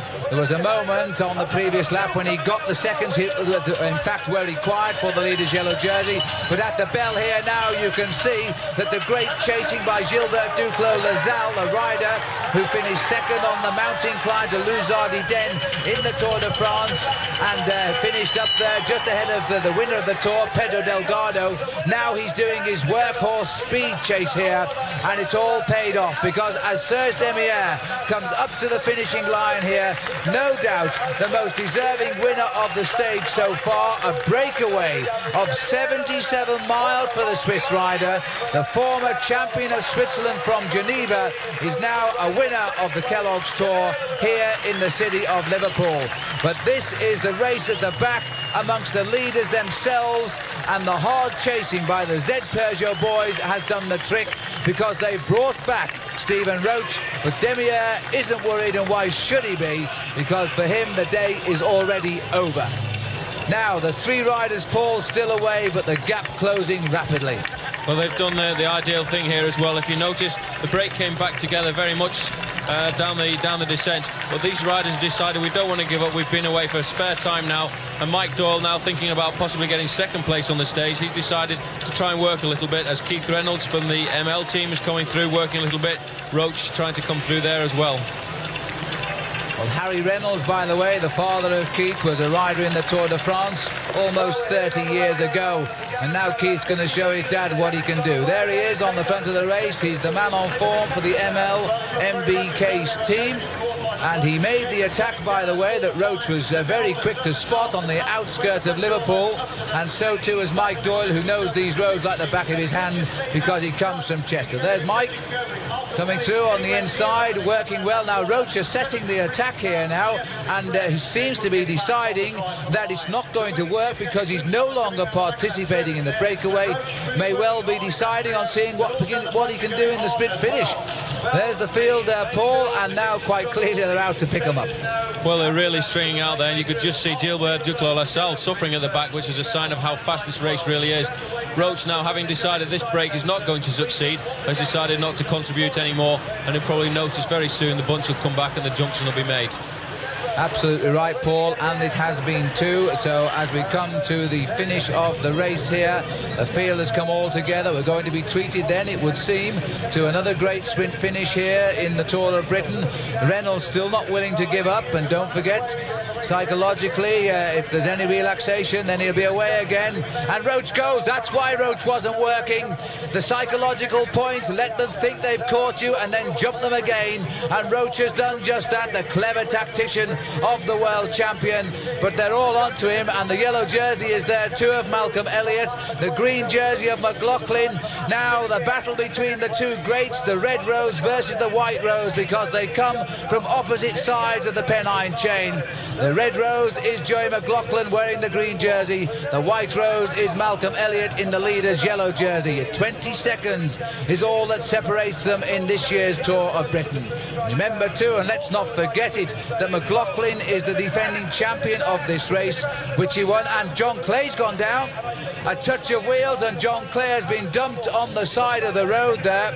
So goodness knows what happened. Clay's been challenging every day in these sprint finishes. He won't today.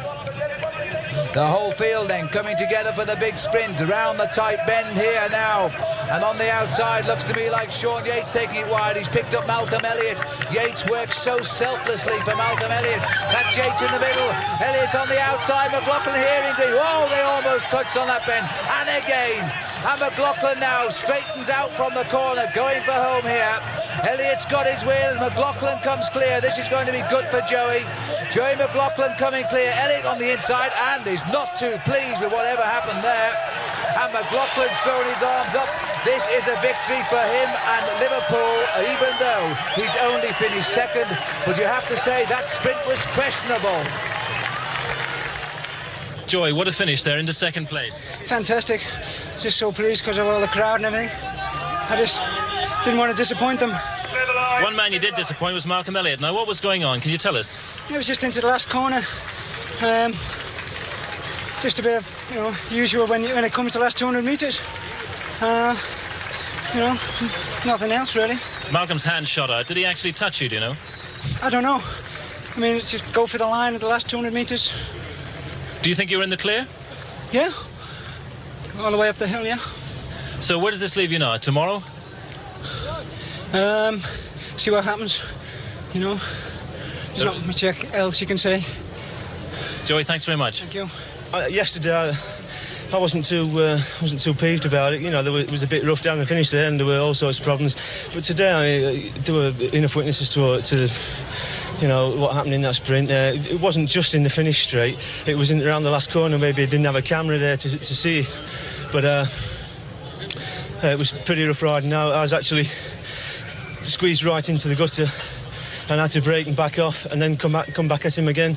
And I was coming left and then right, and I would have come back and was coming back at him, but when this cameramen, photographers all over the road, in the corner of the road, in the edge of the road, I'm trying to come past, and of course it was coming across as well. It's no big deal. It's second or third. The difference between second or third, but it's the time that could be critical later on. Well, as you can see the two riders coming round here, it's very difficult at this stage of the game. The riders know that the first man into the corner is the man who's got to... the first man into the corner is the man who's going to win, because it's such a short finish up here. As Joey's coming round the outside, there's an unwritten law that bike riders have that you don't make an opponent fall, but everything else is really feasible. As you can see Joey leaning over a little bit there. He doesn't probably know that it's Malcolm behind him. He's trying to get around the corner, get the best line that he can, and Elliott was surprised by the severity of the corner as he was trying to come upside Joey McLaughlin, who was taking the better line. Then as they come up the finishing straight, you can see Joey's bike is all over the road here. Now this is one of the things that he always does when he sprints. He gets every little bit of energy out of his body. As you can see him looking round to see Malcolm Elliott there, he's throwing his bike, getting every last bit of energy out of it, and really it's the way he's always sprinted. He's done this a few times. He's just so strong that he's trying to get his bike and every little bit of energy out of him. Malcolm trying to get up there, but because of the movement that Joey's throwing his bike around as he is doing, really it's hard to say whether as there really is any infringement. And I think really that Malcolm was a little bit upset that Joey had beaten him in the sprint in his hometown. Well, there we are. Paul Sherwin's opinion, I think a very fair assessment indeed there of that sprint finish. And there you can see the applause here for Joey McLaughlin, because it has been announced that McLaughlin is in the clear now, and he takes second place, and the crowd here in Liverpool love it. There is the overall situation in the points. Malcolm Elliott leads for the green jersey, McLaughlin is second, and Kelly is third. Malcolm Elliott here, the man who keeps the yellow jersey today but loses a couple of more seconds in the overall time because of that sprint finish, because remember there are bonuses for the first 4 men to finish every day, so McLaughlin keeps nibbling away every day at Malcolm Elliott's yellow jersey. He can't feel safe yet, that is for absolute certainty. And there we have Malcolm Elliott ahead of Joey McLaughlin. Sean Yates is third, Stephen Roach fourth, Weg Muller is fifth. And this is the route. 2 sprints there at Chester and Nantwich, and just 1 climb this morning, category 4 climb. Then it's down here into the city of Stoke, 4 times round this quite tight circuit, and the winner of each passage will receive one of these splendid trophies. There's Wedgwood, Royal Doulton, Ainsley and Spode. So those are the trophies, and that's the route that await the riders. Back now to Phil Liggett. And thank you very much indeed, Paul. Here are the riders again. Another long day in the saddle for them. Led off here from the Albert Dock by Stephen Roach in that World Championship jersey. A title, by the way, he's got to defend, if he can, in a couple of weeks' time. Still a little time for a joke. That's always a good sign, I think, that Roach is coming back onto form. And a minor collision for Sean Kelly. Anxious to push our motorbike out of the way. Right, well, we're going, and I think I can never recall another occasion when an international bicycle race has gone through the Mersey Tunnel. So it's down under the Mersey and across onto the Wirral and into the darkness. I should imagine, Paul Sherwin, that this is rather like riding through one of those tunnels on the Galibier Pass in the Tour de France. But fortunately this one is very well lit, Phil. The trouble with the Tour de France descents is sometimes there's no lighting at all. Out the other side then, and the riders are still neutralised, by the way. The lead car driven by Pat McQuaid, waving a red and white checkered flag, and until that flag is pulled in, the riders are not allowed to race. No payment due to the riders today, although I imagine race organiser Alan Rushton will be paying the bill sooner or later, but the riders keep on going, heading off now along the A41 road towards the city of Chester, some 18 miles distant. Neil Martin, this looks like here, in a little bit of trouble today, Neil. He has an abscess in one of those places we can't really mention, but cyclists do get them, and he's adjusted there the height of his saddle. This is Sean Yates, who's been one of the stars of the race this week. He really has. And there's £100 being shown on the blackboard there of referee Keith Ordas, and he's telling the riders, because a special sprint here offered by a local bike dealer, K Cycles, here in Bromborough, and it looks like Andy Johnson's going to take the £100 prize for the Marshall Solar Sport team. So that's £100 in the bank for the Air Marshall team, and a good start for them. They're one of the smaller teams in the race, but Paul Sherwin remarked to me earlier today, they really are beginning to make an impression on the race. Service on the move for Malcolm Elliott. Well, at the moment, no problems. The race is not flat out. And as I think I told you earlier in the week, you are allowed to hold on to the following team car, providing the team car does not improve the position of the rider in the bunch and that the holding on doesn't take too long.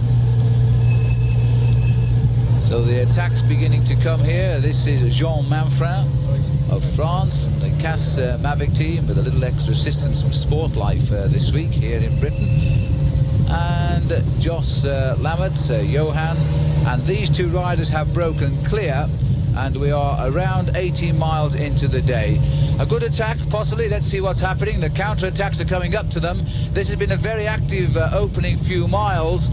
I suspect that the fact they're only going to be in the saddle for something like 2 hours has given them some sort of inspiration. Stephen Roach here, looking a lot more serious than he did yesterday. You may remember the early stages, laughing and joking, 1 or 2 telephone calls.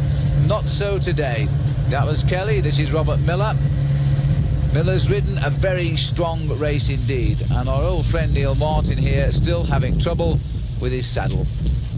The first TV time sprint here as we enter the outskirts of Chester, and it's a good win there for Sean Yates, particularly important because in fact Yates has gathered up a 3-second time bonus there. Walsham second, the TV time sprint leader Nick Barnes was third, and it's beginning to look a battle there, Paul, between Barnes in fact and Walsham for that jersey. But now again here Manfrin is on the attack as we go out towards Nantwich. He's been a very active rider today, Paul. I don't know if you know very much about him. Frankly, I don't know a lot about him. He's not a new professional, is he? No, he was actually a professional last year with the Cass team. He finished second in Paris-Bourges, a 2-day stage race in France. As you can look down the road here, you can see that he's already going very, very quickly away. I think what he's trying to do here is harden up the race, so maybe Sean Kelly can place an attack later on. That looks like Paul Verschoor, who started a counter move from the centre of the pack. He's jumped down. The best place to attack is where the leaders don't see you coming. Paul Verschoor then, he rides with a very typical Belgian style, very low, pulls himself forward on the saddle. I don't know if this is a position which they seem to preserve themselves in for the cobblestones, Paul, all the time over in Belgium.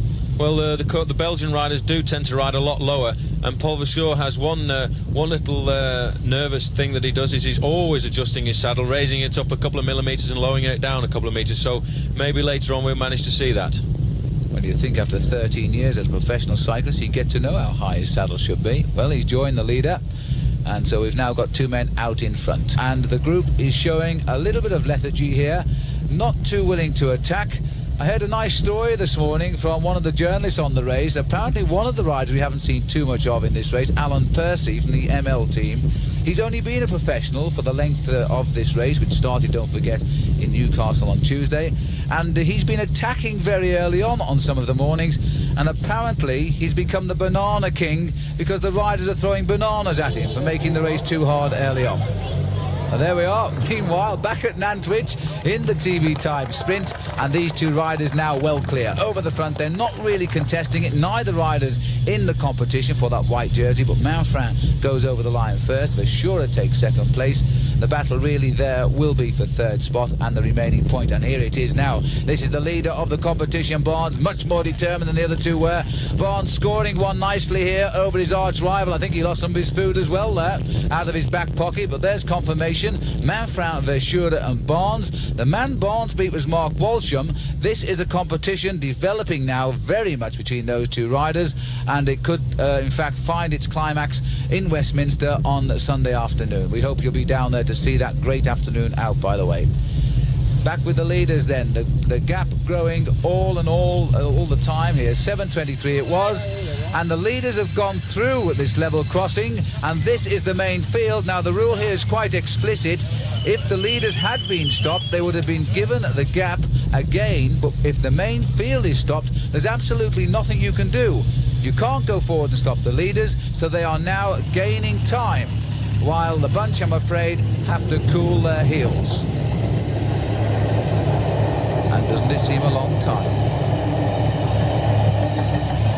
Train goes through. The judges are saying, in fact, that they have been waiting here for 1 minute and 14 seconds. The confirmation then now that the breakaway has gone up to 8 minutes 37 seconds. A little bit of a gift, Paul, but everybody needs a bit of luck. Well, everyone does need a little bit of luck, but what you have to do is it's the advantage to the attacking riders. A little anecdote about Paul Vescour in second place here. He was the first Belgian I ever saw when I raced abroad for the first time. He'd won 33 races that year, and he was the reigning Belgian champion. There was a race in Spain that Tyrrell called the Tour of Malaga, and he won 6 of the stages, and so I was somewhat impressed. I would imagine you will. I would have been too. Well, he's been a pro now for 13 seasons. A long time. This is the only climb. It's a 4th category climb, and it's coming just before we hit Newcastle-under-Lyme, on the outskirts of the city of Stoke-on-Trent, and Manfrin is really now keeping this tempo high. They've been told now that the lead is going up towards the 10-minute mark here, so they know that barring accidents, they're going to contest the sprint finish together down in Stoke-on-Trent. The main field are quite clearly no longer interested. They've got the distance. A little bit disheartened perhaps by the closure of the level crossing as we go over the M6 motorway now, and that's a sure sign we're on the outskirts of Stoke. Out or to come from behind, and it is a difficult decision to have to make. Well, here are the 2 leaders, and Manfrin is on the front. Look at that now, Paul. 10 minutes 20 seconds, so there's no doubt we're looking at the winner. It's a question of which one we're looking at. Kelly on the front here. This is on the climb, and this race has got quite hard now. Gianetti goes on the far right. Lillywhite again, the rider who he's been in contention with for these mountains. A good sprint by Chris Lillywhite. He really is the master of the short sprints on the climbs. Lillywhite gets the odd point there in the King of the Mountains. Gianetti doesn't score, but there won't be any change overall in that competition.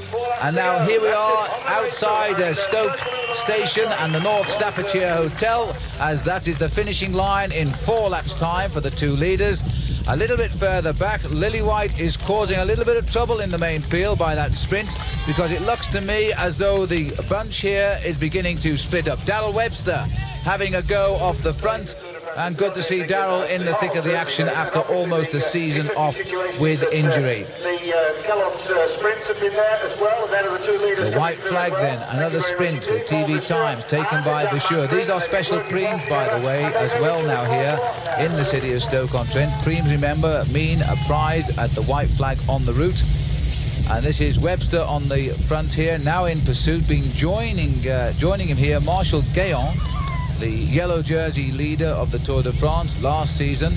Didn't have quite such a successful tour this year with the Toshiba team, but Darrell Webster, he'll have his hands full with young Darrell if he's on full form, because he has a tremendous turn of speed. And way below us, out on the circuit, the whole field. Right, that looks like Webster.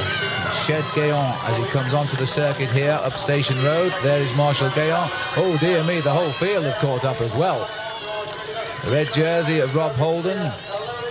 Great success story for him this week. He's led the under-23 competition, and not just that, it's nice because he's the youngest man in the race at 20 years of age. The oldest man, he won't like me for saying it, is Jack Kershaw, who's 38, and he was in the forefront yesterday. And look at this, Vescour goes through on the inside, and Manfrin really wasn't paying attention. He was waiting for Vescour to do that, but I think he was expecting him on the other side of the road.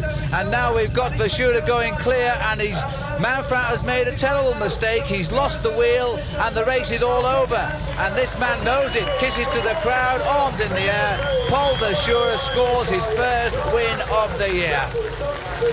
So Vescour over the line. Manfrin, I think he'll be equally happy with second place. I think he probably assessed he wasn't going to handle Paul Vescour in the sprint anyway. As Paul Sherwin said, he is very, very rapid. This is the main field coming through now, led by Stephen Roach. They'll get the bell because they are 1 lap behind today. And it's Roach, Yates, and that is the order of the Fagor boys. We know that Malcolm Elliott and Joey McLaughlin are in here.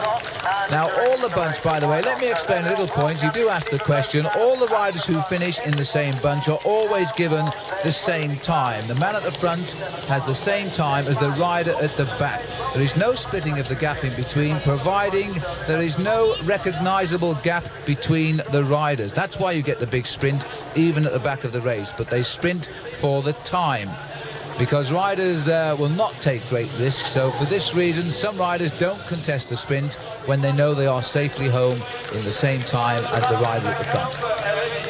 And these two riders have just nipped away here from the field. as they tried to come up. One of them was Keith Reynolds, and the MLMBK team is really having a good mid-term in this race. And I think the other one was our persistent Marshal Gayon, who also went clear. It's Gayon on the left here, and Reynolds is going very well indeed. Reynolds gets the third spot. Gayon is fourth, and the main field coming over the line now. There's the situation then after the stage 4A this morning. A win for Paul de Shora, Jean Manfrin second, Keith Reynolds third, Gayon was fourth. The overall situation, still Elliott on top, the same 18 seconds for McLaughlin, 36 for Yates, 42 seconds for Roach, and Wegmuller 47. A great win here it for... is then, the day before the long one to Bristol. It's 51 miles, second part of today's race, taking us to Birmingham. No mountains, by the way, but there are 3 TV Times special sprints, so bonuses at stake. Riders rolling away, at least most of them, but this is Alan Percy here. An early wheel change for him. Shouldn't take him too long before he'll be back in the race. And the frame number 3 can only be ridden by one man, the yellow jersey in this race, Malcolm Elliott, making his own adjustments to the brakes there on the front of the bike. But he needn't be in a big hurry, because the level crossing gates have closed here as we've entered Wedgwood Park. And it looks as though the whole race has come to a halt. This is the only thing that will stop an international cycle race. You can't argue with the train. Now, the TV Times sprint was to be here, but the board being held up there by the commissaires saying no sprint, so that has been cancelled. So out past Wedgwood House here. Very, very beautiful part of the Potteries. Trent and Mersey Canal also passes through here, and they have their own railway station as well. Now the action here, the sprint was cancelled, but the race has got off to a cracking start now, leaving the park. Elliott at the front there, Stephen Roach in the World Championship jersey. This is Ian Fagan, and there seems to be a lot of racing left in the legs of these riders today, despite that very short stop. That's Noel Shostek there. Speeds up to 35 miles an hour here. Sean Kelly in the group at the front. Malcolm Elliott following on Kelly's wheel. This is good action now by the stars of the Kellogg's Tour this year. Well, as the riders here are, it's amazing me how they managed to race so quickly after a break, because the riders only had something like an hour. And it's this break is extremely interesting because Joey McLaughlin has actually missed out at the moment. Well, these are the teammates of McLaughlin on the front, but the whole field coming down here now. This group has swelled to something like 20 riders on the sprint line there. Frank Hoster was the man to get the points. First time we've seen him. Sean Kelly second. And this is Joey McLaughlin. He's come up on the back of this leading group, so he was a little bit late to react to the attack by Elliott and Sean Kelly there in the yellow and Roach in the white, but he's done so he saved the day, for the moment at least. Leading group here, something like 40 riders regrouping at the front there. We can see them all as we move away to the front, but they're in a very long line here, so the pressure quite clearly is still on at the front. Here is Rugeley now, the site of the third TV Times sprint today. Remember, the first one was cancelled and the previous one won by Frank Hoster. No sprint really, Lammerts takes it, but the breakaway here more interested in making time, and this is forcing Fagor under pressure. Robert Miller then doing the work for the Fagor team, followed by Sean Yates, third overall at the moment. Bernard Richard, the only Frenchman in the team, the world champion Stephen Roach, the whole of the Fagor team all doing the work for Malcolm Elliott. These are the leaders. Well, these boys have gone away at just exactly the right time. As the early break went away, as the early break went away, you can see here Adrian Timmis, followed by Johan Lammerts. These riders were all in the original break that went away before the first hotspot sprint competition. Murdy Galder there from the BH team. Adrian Timmis coming through again, and the one rider we haven't seen just yet is Henry Manders, just on the far side of the picture. They made the ideal move of attacking straight over the junction of the two groups. Well, Manders is the rider who hasn't worked over hard in this group. The young rider here, Shostek, he's only 21, and he'll be very pleased to be in this breakaway group. Look at this though, the Fagor team, we see them in action helping Elliott win those two opening stages, and trying to get him home in Liverpool as well. And now we're seeing them here trying to limit the losses on that breakaway. Adrian Timmis, by the way, is the best rider in that leading group, and he's over 7 minutes behind. Time gap we're getting is 1 minute 47 seconds, so they're labouring to get clear of the group, but they are beginning to get away. So on the far horizon there, the outskirts of Birmingham, and now they're coming in to the finishing circuit here in Birmingham, led by Noel Szostek of the ADR team on the front. He's the boy in the lime colours there, the little man in the red half sleeves. That's a Javier Merguialdi from Spain, and Adrian Timmis, the local man from Cannock, now on the front. The other rider on the far side there, Henri Manders, in the other white jersey on the right, and that is the main group with Josh Lammerts in the yellow and the blue sleeves. They are the same 5 men we've seen away now since they broke clear after the 12-mile point today. And this looks like Ian Fagan sneaking onto the circuit there. There he is in the distance. Well, he's only just broken away from the field, and he's managed to do a very good ride there to crack the field and escape on this circuit. So he's closing fast, Paul. They've now got the circuits to come. What do you think about Adrian Timmis? And he won here once in the milk race a couple of years ago. Yeah, well, Adrian knows his finish very well. In fact, he finished second to Alan Piper in one of the Kellogg City Centre races on almost this exact circuit. So he knows the finish very well. He is a local boy, but you've got to look at the 2 Dutchmen who are in this break, because 2 Dutchmen always together are the kind of riders that you've got to always be careful because they're very, very good finishers. The Fagot team have had a hard day today, one way or another. They've had to keep Sean Kelly in check and 1 or 2 other riders who've been just testing the water, softening them up for tomorrow perhaps. But the riders in the lead now, they will not be over concerned with, because once again they are not riders really affecting the overall yellow jersey of Malcolm Elliott. But even so, the momentum of the big bunch is now such that they may yet sweep them up on this finishing circuit. The gap as they came onto the circuit here was just 50 seconds, and now the chase is on to see if they can pull them back. This is Ian Fagan trying to get across the gap. He is approximately 26 seconds behind those 5 leaders, and now we're back here with the leaders. Lammerts on the front. The white jersey at the back there is in fact Henri Manders. The other white jersey behind him is the man getting all the cheers here, by the way, Adrian Timmis from the Z Peugeot team. And I'm wondering if we could get a double out of the day here with this man, Noel Szostek, because Szostek on the other side of Manders in that lime green jersey is on for a double for Willy de Bosche, the team manager from Belgium, because this morning it was Paul Verschuren. It seems to be a busy day for Willy de Bosche, because also good English friends of his, Martin and Karen, got married today, and it could all happen here for a hat-trick, if you like, at the centre of Birmingham for the finish. On the front then, Szostek right on cue, breaking away or trying to break away here. Young professional, Paul, and it would be great to win here.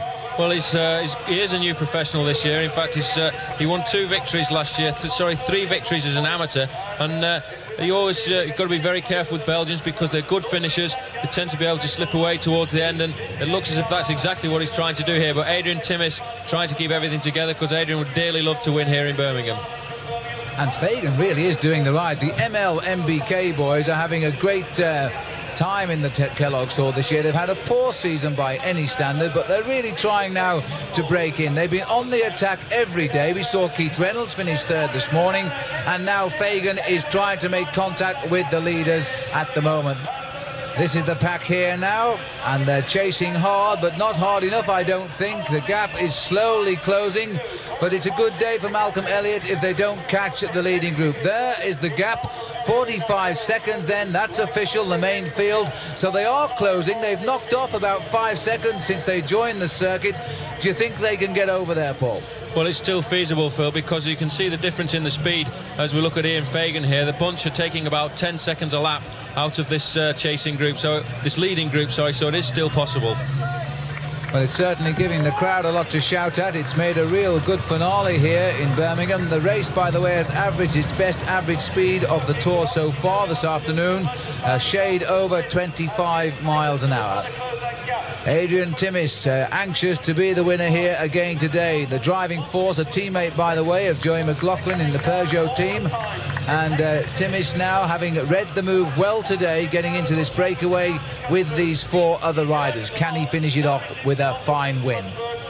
Szostek on the front. And behind Szostek, Henri Manders. Manders, for me, is the hot tip for the finish because he hasn't done a lot of work here. His manager came up earlier on and sort of told him to slow it down, not overdo it. And by the way, it was a move noted by Willy Deboscher, the manager of the ADR team, who said to me, the Weinman guy isn't working, because Willy does speak rather good English. Well, Phil, Henry Manders here, still in second place, is a very good rider to watch for this finish because he spent a couple of years in the Super Confex team, and the tactics of Jan Ras have always been very good, so I think he's one of the riders to watch when we come into that last lap. Well, it looked like Carl Smith trying to nip away, Paul, off the front of the group. New professional this year, part of the Royal Chafes team. And Miller keeping things in check in the white and red jersey at the front. And while the Fagor team would like this bunch not to make contact, others have other ideas. Szostek looking over his shoulder to see what they can see down the long finishing straight. And the main field winding the way out from the town hall into New Street now. Well-tried finishing circuit this over the years in the centre of the city of Birmingham, and it's seen some very dramatic results as well. Well, Phil, a terrible thing for the riders on a circuit like this, especially as the bunch is closing down. As you can hear the race commentator all the way around on the PA system, and you know that the bunch is coming down behind you, and it's like having a running commentary on your own doom. Yes, often when there's a plastic bag there, and it appears to have got stuck on the back rider. Well, if it has, that's Manders, and it has. Well, that's very, very strange. This is a repeat of Paris-Roubaix this year, when it was Thomas Wegmuller who was brought to a halt. He stopped Manders, in fact. That's Merguialdi just dropped away there with the red top on. Szostek's realised it and accelerated. That's a tragedy. Mander in the distance there, serviced by the neutral service team, and now by his own team, and he's back in action. I think he may well have taken a new bike. Fagan's gone through on him, so the gap about 20 seconds he's lost, and now that's an absolute tragedy. Henri Manders has lost this race because of a plastic bag in his back wheel. These 4 riders will not feel at all sympathetic as they now contest the last lap or so of the race. Carl Smith here again trying to slip ahead of the field, and look at this, Szostek wants more action from Merguialdi. As you can see, Merguialdi coming through here, but Johan Lammerts in second place. Another Dutch rider who has spent a couple of years, several years with Peter Post in the Rally Panasonic team. In fact, in 1981 won the Tour of Flanders. He's another very good tactician, one to watch when we get to the finish. Merguialdi of Spain from the BH team. Good to see them at last settling into this race. They had a thoroughly forgettable first 2 days, and it was feared at one time they mightn't be seeing this far in the race, but they are, and they're in this break. There in the distance is Manders and Fagan, and they're putting in a marvellous pursuit here, while at the front it's Timmis, and now it's Szostek goes. Szostek goes, switches sharply across. Merguialdi tries to grab his wheel. Timmis realises it too, so too does Lammert, but they formed a threesome behind, and Szostek is continuing the attack. A very good move indeed. A very good move by this first-year professionals. He goes through with 1 lap to go. He's taken the most crucial time, the time when everybody's wondering, led him to deciding where they're going to save a little bit for the sprint, and he's taken them down the back straight. And it's amazing to notice that he was the one who was the most nervous before. He was looking around to see where the bunch is going, where the bunch is coming from, and he's gone away now. What a great time to break away. Willy Deboscher will be uncontrollable tonight if he lands a double for the ADR team today. He said this morning he thought that the pottery he received in Stoke-on-Trent was the finest prize he'd ever seen in world cycling.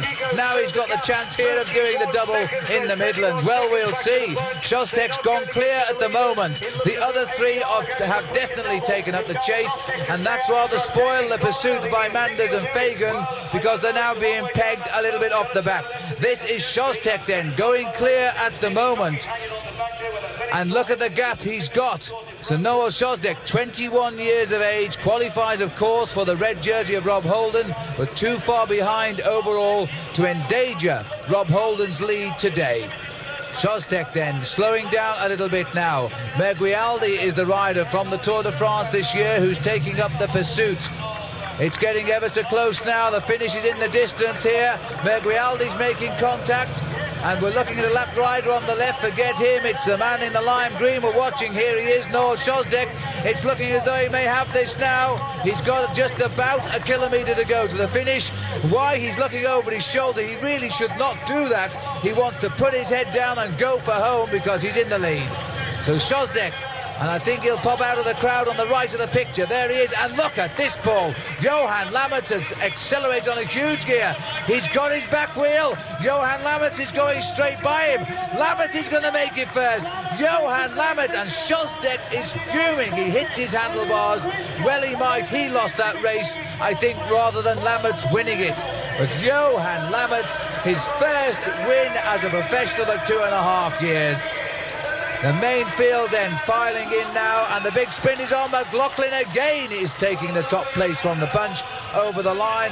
That will be 7th place for Joey McLaughlin today, so he's still showing he is a man to be reckoned with in the big sprints. Let's have a look at that replay again. Lammerts came from nowhere. He just took the dive, grabbed the wheel as Szostek, didn't waste hardly a second before he went for the inside, and Szostek was sold out here. But Lammerts too had not very much more left, but he got the victory. Well, there we are, confirmation, a win for Holland this afternoon. Johan Lammerts, Szostek of Belgium 2nd, Merguialdi was 3rd. But Joey McLaughlin keeps his lead in the green points jersey as presented to this marvellous crowd here in Birmingham, and the crowd that seems to be following us all the way round. McLaughlin leads the points then, Elliott is 2nd, and Bichot is 3rd. Malcolm Elliott, the traditional champagne and the traditional drowning. He's done this since Newcastle this week, of all the press. The Lord Mayor of Birmingham there watching Malcolm Elliott. Here he is, top of the pile again. McLaughlin is 2nd, Yates is 3rd, and Roach is 4th.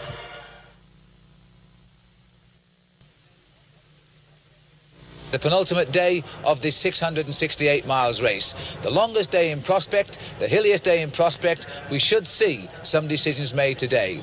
Who better to ask then as to who will lead the Kellogg's Tour tonight than the riders themselves? Well, I think it's such a long day today and anything can happen, and I really don't want to say. I hope it's going to be me. A Fago rider. Which one? Wait and see. I'd have a guess at I think Elliott will be leader tonight.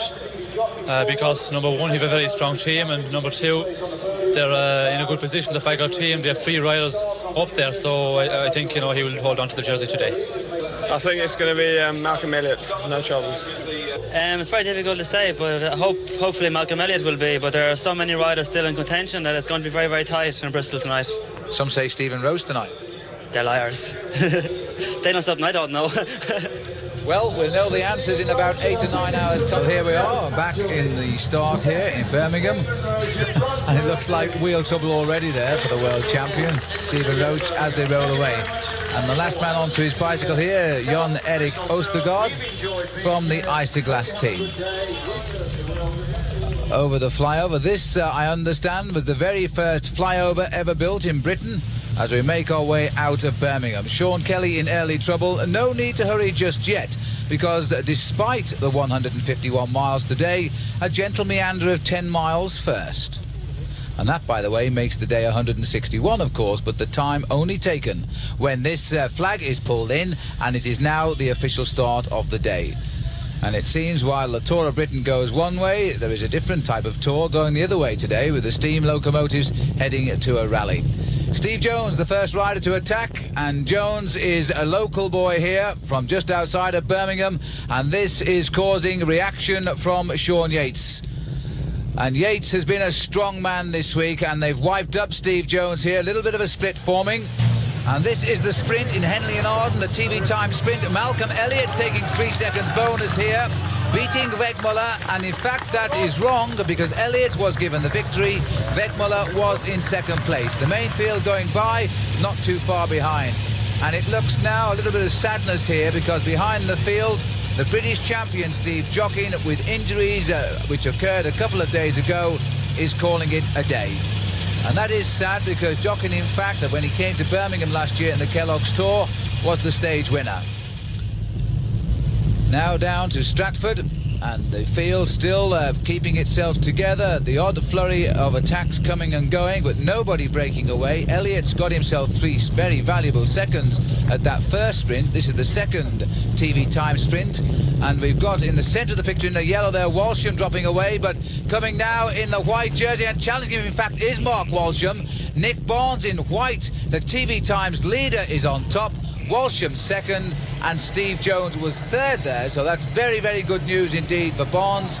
Any racing cyclist knows the blue flag here indicates the very steep climb away from Broadway, Paul, is Fish Hill. Yes, and this is our first real big counting climb today for the King of the Mountains. You can see the 2 contenders on the front there, Chris Lillywhite and Giannetti from the La Suisse Wyman team. So it's a twisting climb, it's quite steep. We've got there in the centre of the picture in the half colours Chris Lillywhite, who was in the early attacks on this climb. This looks like Keith Reynolds, in fact, attacking very, very strongly, pulling away from the main field here. Lillywhite reacts very, very well indeed. Lillywhite takes over, and Stephen Hodge in the yellow almost fallen off there, but Hodge comes through on Lillywhite. Lillywhite still having a lot of fight in the mountains, despite the fact now he has really no hope of pulling off the overall championship. Here's the result of the first climb. Lillywhite wins it, Hodge is second, and Keith Reynolds a very good third place. And in the top 3 there, notably, wasn't the climbing leader, Giannetti. And there's a good vantage point for some here as they look out at the Kellogg's Tour. Steve Sefton coming now into Cheltenham. Mark Walsham, narrowly beaten in the one at Stratford, is in the lead of those 2 Bilton riders, being led out here well by his Bilton teammates. But watch this, because this is the white jersey of the leader, Nick Barnes. He said this morning he feels he's as quick as Walsham in the sprint finish. Well, let's see. Walsham's chasing him down here now as Barnes goes for the sprint. Walsham's into his slipstream. That's good for Mark Walsham. Walsham really is the fast sprinter, and Walsham comes over Nick Barnes. So this is a great competition now. Walsham gets it this time from Barnes. That's a 1-2 each way round so far today. This one's for Walsham, Barnes, and Sean Yates there gets a 1 second bonus. That competition, you know, is going to have a great finale in Westminster tomorrow. Sean Yates at the feeding stage, slipstream. That's good for Mark Walsham. Whole field together then, out of the feeding station now. There are in fact 2 feeding stations today because the race is such a long one. And now notice the incline of the trees in the distance there. This is Birdlip, a vicious climb away from Gloucestershire, the first category climb of the day. Joey McLaughlin, I would have thought, might want an attack here. Well, Phil, this is a climb that in the past has been used for in many races to launch an attack for winning breakaways. Stephen Hodge leading Malcolm Elliott, Joey McLaughlin. We've had reports all day that there is an enormous crowd towards the top of this climb, by the way. It's a very narrow climb under the best of conditions. Frederic Vichot leading up on the group here. And Stephen Hodge, quite a climber this week, in second place, the Australian teammate of Sean Kelly in the Cass Sportlife team. And Lillywhite also on the left of our picture, that familiar style when he's out of the saddle, swinging around on the bicycle. Also in the green there, Joey McLaughlin, and somebody beginning to move up too on the outside of the bunch here, trying to get up with the leaders. Slipped up a gear, continues the attack. This is an attack then going as one of the Zeb Peugeot riders puts in an attack in the trees. It looks like Henri Abadie, twice a winner of the King of the Mountains title this year in 2 of Europe's major races. And now Abadie is trying to go clear, and they seem to have let him go at the moment. Quite frankly, I'm not too sure they could do anything about it. Robert Miller at the front now to try and whip up the field here behind. And Giannetti on the far side in that white jersey, the leader of the King of the Mountains. Noticeably, though, we haven't seen too much of Sean Kelly today, and I really felt that Kelly was putting in a bid for this title. Giannetti, if he can gather some points on this climb, will be making safe that King of the Mountains competition, because that ends today. There's no hills tomorrow in the city of London. Well, Phil, as you notice here, Malcolm Elliott is keeping a very close eye on Joey McLaughlin, because today's the day that Joey's going to try and surprise Malcolm, and there he's already marking his man.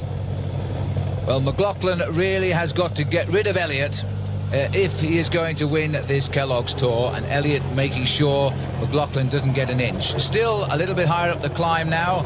In the far distance over his shoulder is Gloucester, and Aberdeen did a look over his shoulder too, and the progress is slow but sweet as he makes his way up towards the summit of Birdlip, where we understand this marvellous crowd is awaiting. He's been quite a revelation this year, Aberdeen. Nobody really had heard of him until this year. He had a very good Tour de France, and now we've seen him in the action every day this week in the Kellogg's Tour. He's suffering now, though, as he tries to keep the rhythm high. Style of a climber, and it's working. He's going clear, and we're obviously getting near the summit because the crowd line now is beginning to filter past this man, Henri Aberdeen. A bit further. Into the shade of the trees. Well, Paul, this is looking good. Well, this is a good move by Aberdeen. This is the same kind of move that he did in the Tour de France on the third stage when he went clear and took a long time of he was away for a long time, and he earned himself the Mountains jersey for quite some days. Well, here are the crowds in Britain. He could be climbing a stage now in the Tour de France. Let's just enjoy the atmosphere for a moment.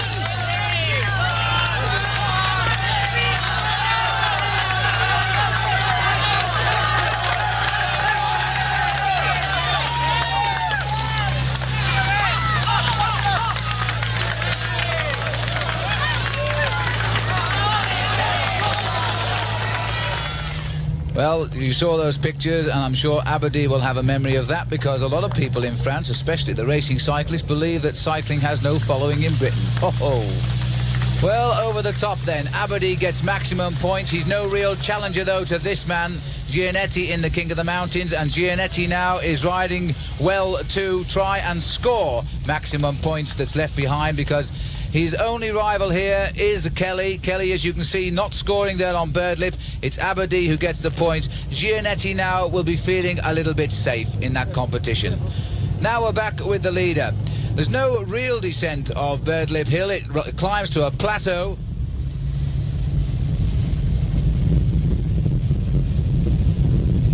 And now as we climb the second category hill here of Rodborough, this is a short climb, but you know, I think every bit as hard, if not harder, in fact, than the climb of Birdlip, which was given a first category rating. Judging by the face of this man, it's hurting a little bit as well. Very intelligent move this by the Z Peugeot team. Everybody's watching McLaughlin try and take a man from lower down the classification, send him away early and see what he can do. And right now he's doing it very, very well indeed. Well, all eyes will be on Joey McLaughlin because he is the highest placed of the Z Peugeot team overall, and the idea is to leapfrog people up the general classification. So that's what they've done with Henri Aberdeen today on what is expected to be the hardest day of the Tour of Britain, the day when everybody's going to try and take that the last crack at taking the jersey off Malcolm Elliott. Well, at the back of the group here, looks to me like Serge Demir, who won the stage the other day into Liverpool, was in trouble there on the climb. But of course, his stage victory this week in the bag, and he won't be too worried about that today. He'll finish somewhere in the main field, that's for sure. By the way, we lost 2 riders this morning who didn't start the race. We've already had news that 3 have given up, so it looks like a day that 1 or 2 are going to drop out. 5 gone so far today, and so that's bringing the field down to 66 at the moment from the original 80 who started. Well, the Cotswolds are looking very tough today, Paul, and the weather itself is not very friendly either. We're going through quite heavy rainstorms, and it is not at all pleasant for what should be, for in the countryside, one of the nicest days. This is the group here with Stephen Roach now being left to make the work here to bring back Aberdeen. He knows the danger. He's in charge of Elliott's destiny right now, so he's riding for the Fagor team. And of course McLaughlin playing the teammate now in second place. Well, Joey McLaughlin up there in second place, he's not doing any work at all, and he's forcing the Fagor team to do all the work with the hope that they'll tire themselves out a little bit so that he can go over the top. And I think they're just pulling back here on Gianetti, who went away to climb to get the maximum climbers points again. So Gianetti thinking of one thing, Aberdeen thinking of another. Gianetti in fact now on the climb of Rodborough, while further up we have the man that's causing all of the trouble. He's going over the top of this Preem Hill, that's what they call it, with the white line and the white flag on the top. He is working very hard. That's a face full of determination here. He's not just out for the odd mountain point. He is out to stay out in front as long as possible, and if possible, all the way to the finish today. And Giannetti still finding the strength here to go well. He's made sure that today he came out fit and fighting on the early climbs. Over the top then, some idea of the height as we look across the fields there of the Cotswolds. One of my favourite parts of Great Britain is the Cotswolds, with its wonderful villages, its very short climbs, and for the touring cyclist, an absolute paradise. I'm not so sure about the racing cyclist though. On the top of Rodborough, then we've got Giannetti going over in second place. That's putting him in a very strong position now. Hodge gets the third spot over the climb, and it's looking good now for Giannetti for that King of the Mountains title. Well, it's definitely very good for Giannetti to pick up the points there, because looking back down the line there, I can't see Chris Lillywhite getting any points at all. And look at this, it's hard work for Aberdeen. It's only creeping up, but it's now 37 seconds. It really isn't going anywhere at all. He's using a lot of energy to keep away from these riders, and this is Sean Yates here on the back of the chasing group. The main field continually now breaking up as we head on to Tippett's Hill. Well, as we look back there, as Aberdeen's still in the front, he's really suffering if you look at his face here, but all he's thinking about is keeping away so that hopefully the move will break up behind. And last time we saw that group, it looked as if there were only 20 riders in it, and Sean Yates was suffering a little bit at the back, so Malcolm Elliott is starting to become a little bit isolated, which is exactly what Joey McLaughlin and the Z Peugeot team want. Well, it had to be today. What's up to Sean Kelly? He's pulled off the road there, called up his cast team. Kelly off his bike here on the climb, and most of the field will have seen him do that. So it looks as though he's getting a very quick change at the back of the race there. Possibly a puncture. The field know he's dropped down, and so they're going to put the pressure on even more now. This isn't going to help Aberdeen at all, because he will not be aware of what's happening back there at the moment. At least he's just trying to gain as time he can. So over the top then of Tippett's Hill today, another steep climb in the bag. He's really doing well in the mountains. And again, Paul, it's Giannetti. He's having an early start today and scoring well. Well, he's gone for a long one again. He's pulling up all the points, because as Aberdeen's been away, he's finished second on two occasions. Aberdeen's too far down to be important. As we come up to the next one, he just accelerates a little bit away from Stephen Hodge there, I think it was, to get the maximum points again. So it looks as if he's taking a serious option on winning this competition overall. Indeed he is, Paul, and I think he deserves it. He had a good challenge from Lillywhite early on, and more recently the late challenge by Sean Kelly, but today he really has come out fighting, and now he goes over the top of Tippett's Hill, his second place on the mountains today, all behind Aberdeen. There's confirmation, and Pensek is the rider in third spot. Well, Aberdeen now. This is the leader, though, who will soon be at the Cheddar Gorge, but at the moment, he's still out heading for the city of Bath. Henry Aberdeen, who broke away on the climb of Birdlip, is now searching and has nearly got it. He wants 1 minute 3 seconds, in fact, to lead this race in yellow. Malcolm Elliott now and his Fagor team have to put in all of the effort. So this is a great move by Joey McLaughlin's Z Peugeot team, Paul. Yes, but the pressure really is on the Fagor team. As we go back up to the front and look at that for what the lead is now, 1 minute 57, and Aberdeen's well into that yellow jersey. It's really firmly on his shoulders at the moment. Well, it means now that for the first time since this race began that we have a new leader, but only on the road, of course. There's still time for Malcolm Elliott's team to repair the damage. Aberdeen then into Bath with a lead of approaching 2 minutes. And it looks to me as though he is in fact now beginning to suffer. Breaking away at the 53 miles point today, by the way, and it's a long way. He's planning on a 98-mile breakaway if he's going to stay away to the finish. This is the chasing group then, working hard at the sprint finish in the city of Bath. There's the confirmation of the TV time sprint. Nick Barnes, the sprint leader, taking that second place overall. And it looks as though Aberdeen is beginning to suffer now, or the reaction is rather rapid from the field. A minute 29, the gap now. Indeed, still in yellow is 1 minute 3 seconds was his deficit this morning since he left the beginning. Through the Roman city here now, as they thread the way across the Cotswolds heading out towards the Mendips. The rain, by the way, has been coming down very, very heavily indeed. The final feed station here, Roger Leger, the manager of Aberdeen, passing up the food for the last 50 miles or so to the finish. A long way to go, Paul. Well, on a stage as long as this, it's very important to get the bags as the leads come down now, as we're talking, Phil, to 105. He's still got the yellow jersey, but only by 2 seconds. Yes, it might well be, Paul. He never really intended to get a lead of personal importance. It's more to make the other riders from the Fagor team chase him, and hopefully that they'll all come together, giving McLaughlin the springboard. Just look at these crowds here as we now race through Wells. Anybody that knows the cathedral here will also know the swans that live there too, and even toll the bell. And now we are leaving Wells onto the Cheddar Gorge. It's beautiful climb. It starts very, very steeply indeed. He's holding on now because for the last few miles he's preserved all of his lead at 1 minute and 5 seconds. He's doing a marvellous job here for McLaughlin. He's giving him the springboard he should make use of on this climb, you know, as he now begins to suffer on the first category climb of the Cheddar Gorge.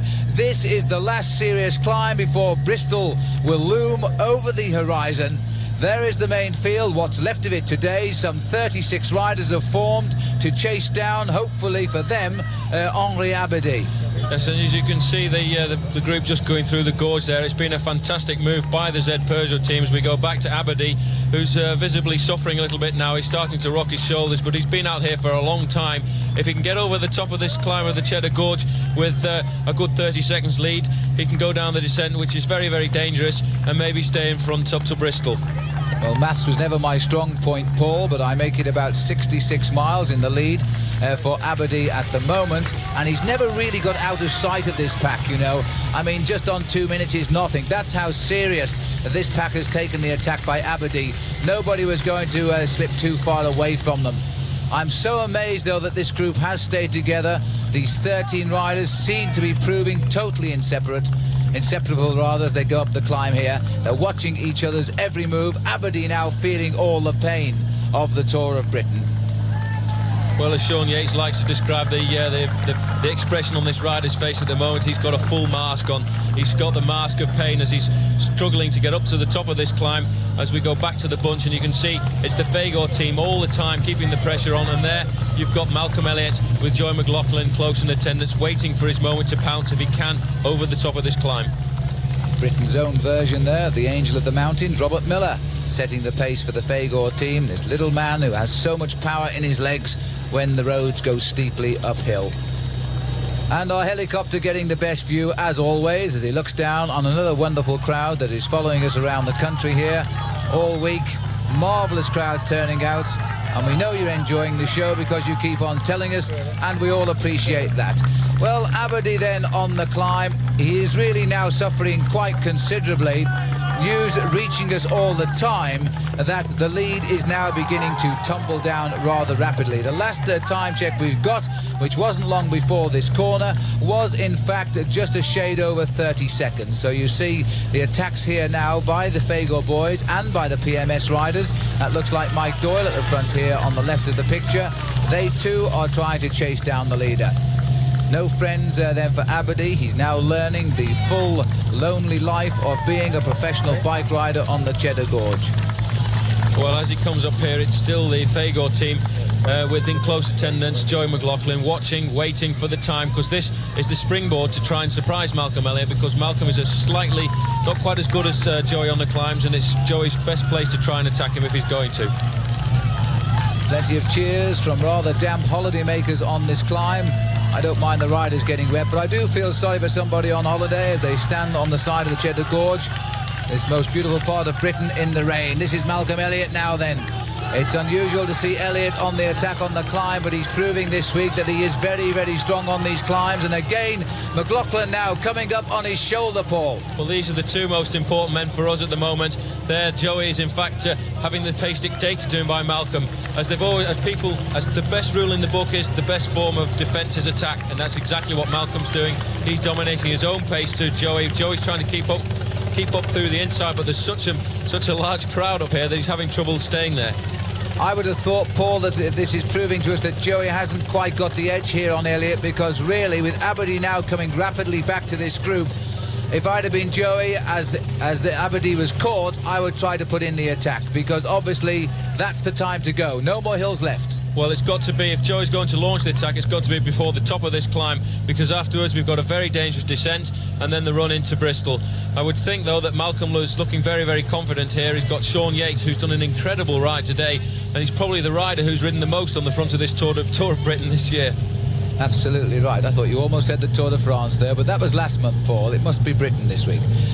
Aberdeen then, being caught all the time, but he's done everything possible here to give Joey McLaughlin his chance, and I know that McLaughlin will appreciate that. The strongman Yates now, the whole of the Fager boys, as this climb comes towards its end, they must be feeling now full of confidence. Well, obviously, Phil, if you look, in fact, I can actually see the difference in the speed here as Sean Yates is motoring up this climb. There's a visible difference in the speed of the two groups. Aberdeen's been away for some 40-50 miles now. He's beginning to weaken, with Sean Yates putting the turbo into action, dragging Robert Miller and Malcolm Elliott there in third place. This is the Fagor team, the team that we've seen at the front of the Tour of Britain almost since the first day. Yes, you've got to vote them the most outstanding players of the match, as it were, because Sean Yates has done a sterling job with Miller and, of course, Stephen Roach, and not to mention Malcolm Elliott. But this rider's done the sterling work today, in the lead now for approaching 70 miles. He's tried to win this race the hard way, and for a while he was the overall race leader on the road, and the only reason he isn't now is because the Fagor team have put in the effort required of them to bring him back. He took them on and they've responded. They're catching now all the time. The last time check we've have is 20 seconds now to Aberdeen, so all the way up this climb they are bringing him back. We're over the steep slopes of the Cheddar Gorge now, but this climb goes on for some way yet. Well, Aberdeen's starting to get to the easier part of the climb, and if he can get over the top, 20 seconds clear, that's all he needs. He stands a better chance on the descent. Yates is continuing here to set a tempo that no one else can follow. Robert Miller content to ride in his slipstream. He's had the most marvellous season this year, Sean Yates, winning stages in all of the world's major races. Well, to come back to the tactical point of view as we go back to Aberdeen here, the best tactic that the Fagor team can adopt now is, before they were chasing to try and pull Aberdeen back because he was a threat, but now that he's only 20 seconds in front, they will change the tactic slightly and keep the speed high enough, which is exactly what Sean Yates is doing, to prevent Joey McLaughlin from attacking.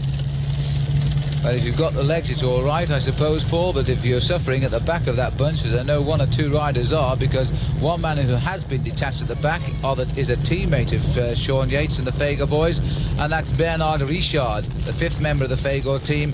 He was up the front early on today, but now he is in fact losing contact with this. Now let's have a look up the road here from the Fagors on the front, panning along by our helicopter. I don't know how he ever finds the riders, quite frankly, but there he is in the distance, and I suppose it's very difficult to assess, but that can't be more than 15 seconds up the road for Aberdeen. He might just survive to take the prize on top of the Cheddar Gorge. He certainly deserves that. He's won all of the climbs today if he does that, and that's been a marvellous day out for him.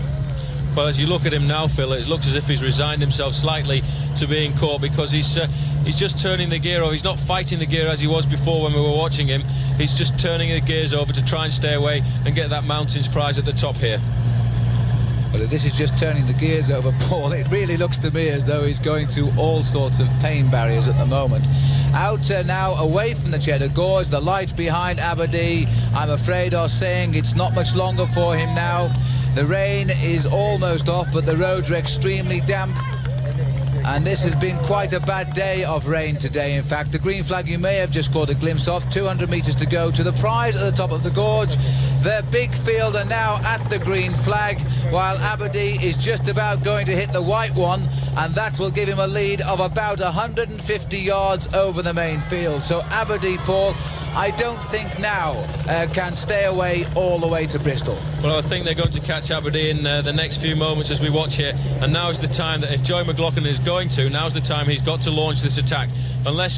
If he can't do it now, he has one last chance, and that's on the finishing circuit. As I'm looking now down at the result, Aberdeen is there, Gianetti is second place, so it looks as if he's definitely going to take this King of the Mountains competition. Sean Kelly quite clearly deciding today he was not going to participate. Stephen Hodge has put in a challenge, and I think he may well have done enough now to climb over teammate Kelly into second place overall. No doubt then, Gianetti, the king of the mountains today, and it's the N2 here now for Henri Abadie. Certainly our hero today. I put him down as the best break of the whole race so far. He took them on, he took the yellow jersey for a while. He's lost it now because there's Malcolm Elliott on his shoulder. He looks across at the wheel there of Gianetti. There's Gianetti, now the winner-elect of the King of the Mountains competition. No more hills left of note in this race. A couple on the finishing circuit in Bristol, and he won't worry about those. Elliott now thinking too that maybe that yellow jersey is safe, at least for today, and the big battle will be in Westminster tomorrow. Well, the pressure again very, very much on, Paul. That's a long, thin line down there. The wind coming from the right of the riders, pinning them in the left-hand corner. And as we look down here, what a trio of riders. We've got Malcolm Elliott, who's just gone there, Joey McLaughlin, followed by Sean Kelly, and just on his wheel, Stephen Roach. And look at the face on Joey McLaughlin. It's not the face of Joey's big days, and maybe the lack of races that he's had this year with all his problems has put him a little bit behind Malcolm Elliott, who's come out of the Tour de France with a little bit more strength in his legs. Absolutely, and that's great credit to Joey McLaughlin, who came to this race from injury and has responded so well as the defending champion that he's still very much in with a chance of snatching this event. And coming to the front, look at this. This is Sean Yates. He's the man who's done everything that he can today for Malcolm Elliott. But look at the face on him. That's not the face of Sean. That's what Sean would say is a full mask. So Sean Yates then selling himself here for his teammate Malcolm Elliott.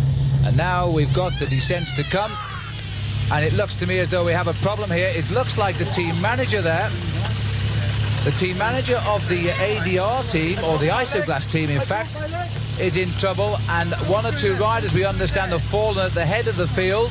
4 riders have gone down. No serious injury as far as we know, but that is Jan-Erik Oostergaard, who seems to be the worst delayed. And the riders now rushing into the city of Bristol, yet another city on this rapid tour of Britain. Adrian Timmis on the front here, the rider who tried so hard to win in Birmingham yesterday, and he managed a very, very good 4th place. Now he's bringing the Z Peugeot team onto the circuit, and still in this group, Joey McLaughlin in the green jersey. These are the riders who've come together, regrouped after that crash, coming away from the Mendip Hills. Well, Phil, it's still the Z Peugeot team trying to break the stranglehold that Malcolm Elliott has had on this race since the start. And there they are, Adrian Timmis going through with Ronan Ponsek in second place there. It's a really hard circuit around here in Bristol with that little climb up Park Street and Queen Street. And this is where, if Joey's going to try and take it away from Malcolm, that's where the attacks have got to come. And again, a marvellous city centre crowd despite the atrocious conditions today. It's been very cold, very wet, and Robert Miller has been finding it very painful too. There he is on the far right of the picture, the green jersey of Joey McLaughlin, the points leader in this race, climbing the hill here. And McLaughlin hasn't yet managed to break the iron grip of the Fagor team. He started the day just 19 seconds adrift of Malcolm Elliott. Remember, Elliott, right at the beginning of the day, won that 3-second time bonus at Henley. So it now means, of course, he leads overall by 22 seconds. And there is Sean Yates moving up there into second place. Sean has been an incredible rider in this year's Tour of Britain. He's at the moment 3rd overall in this Tour, and he hasn't even thought about his own overall placing, because all he's thinking about is the team effort. Adrian Timmis on the front there for Z Peugeot, trying to keep the pace up so that 1 or 2 of these riders can try and attack and break away, because everybody's so close together at the moment. Well, the Peugeot team was certainly the most outstanding French team in this year's Tour de France. They rode it so well, as they're on now 2 laps to go to the finish. It's quite a long circuit here in the city of Bristol, and one of the nicest too, because it's very, very hard indeed, especially with this climb on every circuit. The red jersey there of Rob Holden, who still survives. Well, survives really isn't the word. And look at the leg there of Keith Reynolds. He's one of the fallers out on the course earlier, and he's now coming through the finish detached by something like 3 or 4 minutes. Well, it's been an incredible tour by Keith Reynolds because he's really come to his own in this tour, and he's showing the class that he's already showed last year in his first year as a professional. He's also showing the courage now, Paul, because up in the action at Stoke-on-Trent, where he was third, he's now having to limp in a long way behind the field.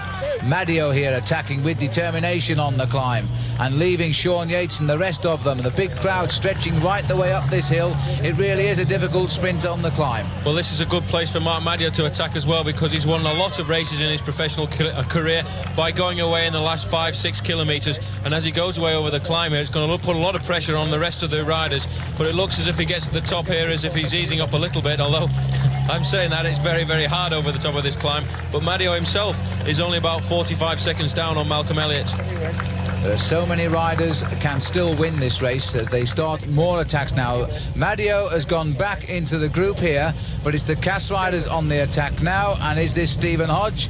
And yes, indeed it is. So Hodge now trying. He's moved up, by the way, to second overall in the King of the Mountains. He's jumped over Sean Kelly. Gianetti, of course, now confirmed in that competition. And it's going to get harder and harder on this circuit now for the Fagor team to chase, because they've been chasing all day. The Z Peugeot sent that breakaway with Albady, and now you see it's the Z Peugeot team actually taking up the racing. And it's fortunately, this is a lucky move for the Fagor team, because they must be very, very tired, because Sean Yates, for instance, there has probably been on the front for something like 100 miles of this 151-mile stage. Well, the Fagors, we keep talking about them. They've been the team of the race, and certainly the team of today. They've kept this race together for Malcolm Elliott. There's a 10 seconds time bonus for the winner today. The first 4 riders receive bonuses, and with Elliott leading by just those 22 seconds, of course, a 10-second slice off the top for McLaughlin today. There he is in that green jersey in third place. Would set him up nicely when we go to Westminster tomorrow for the big finale. And that is probably why it's the Z Peugeot riders here now trying to keep this race together in the hope that McLaughlin in third place there will come up with the goods in the sprint. And there's McLaughlin, as you said, in third place, but he's always being shadowed by Malcolm Elliott. Malcolm is feeling really as if he's only got one man to watch in this race. Stephen Roach is back a little bit as they come through with the bell with 1 lap to go. This is the time when, if any attacks are going to come, they'll come on this lap now on the climb.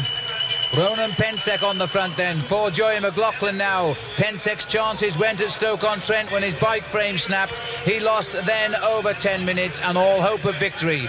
That man was 7th in the Tour de France. Now he's keeping this race hopefully together, keeping the speed high, so that Joey McLaughlin can come out of the bottom corner there and try and do what he did so successfully in Liverpool, and that's beat Malcolm Elliott. Well, as they come up the climb here, you can see Sean Yates moving up to keep the pace high, because he knows what the danger is. He wants to make sure that the pace is just that little bit too high for Joey McLaughlin, who's moved into second place. But Yates is keeping the pace so high, he's actually riding away from the field. Just look at this man, Sean Yates. He's ripping away from McLaughlin. McLaughlin recovering a little bit now to try and get back into the race, but he's having to fight very hard. This is going to hurt Joey McLaughlin. This is going to take a little bit of the sting out of his tail, because these riders today, you know, if you count the 10 miles that they did to the race start proper today,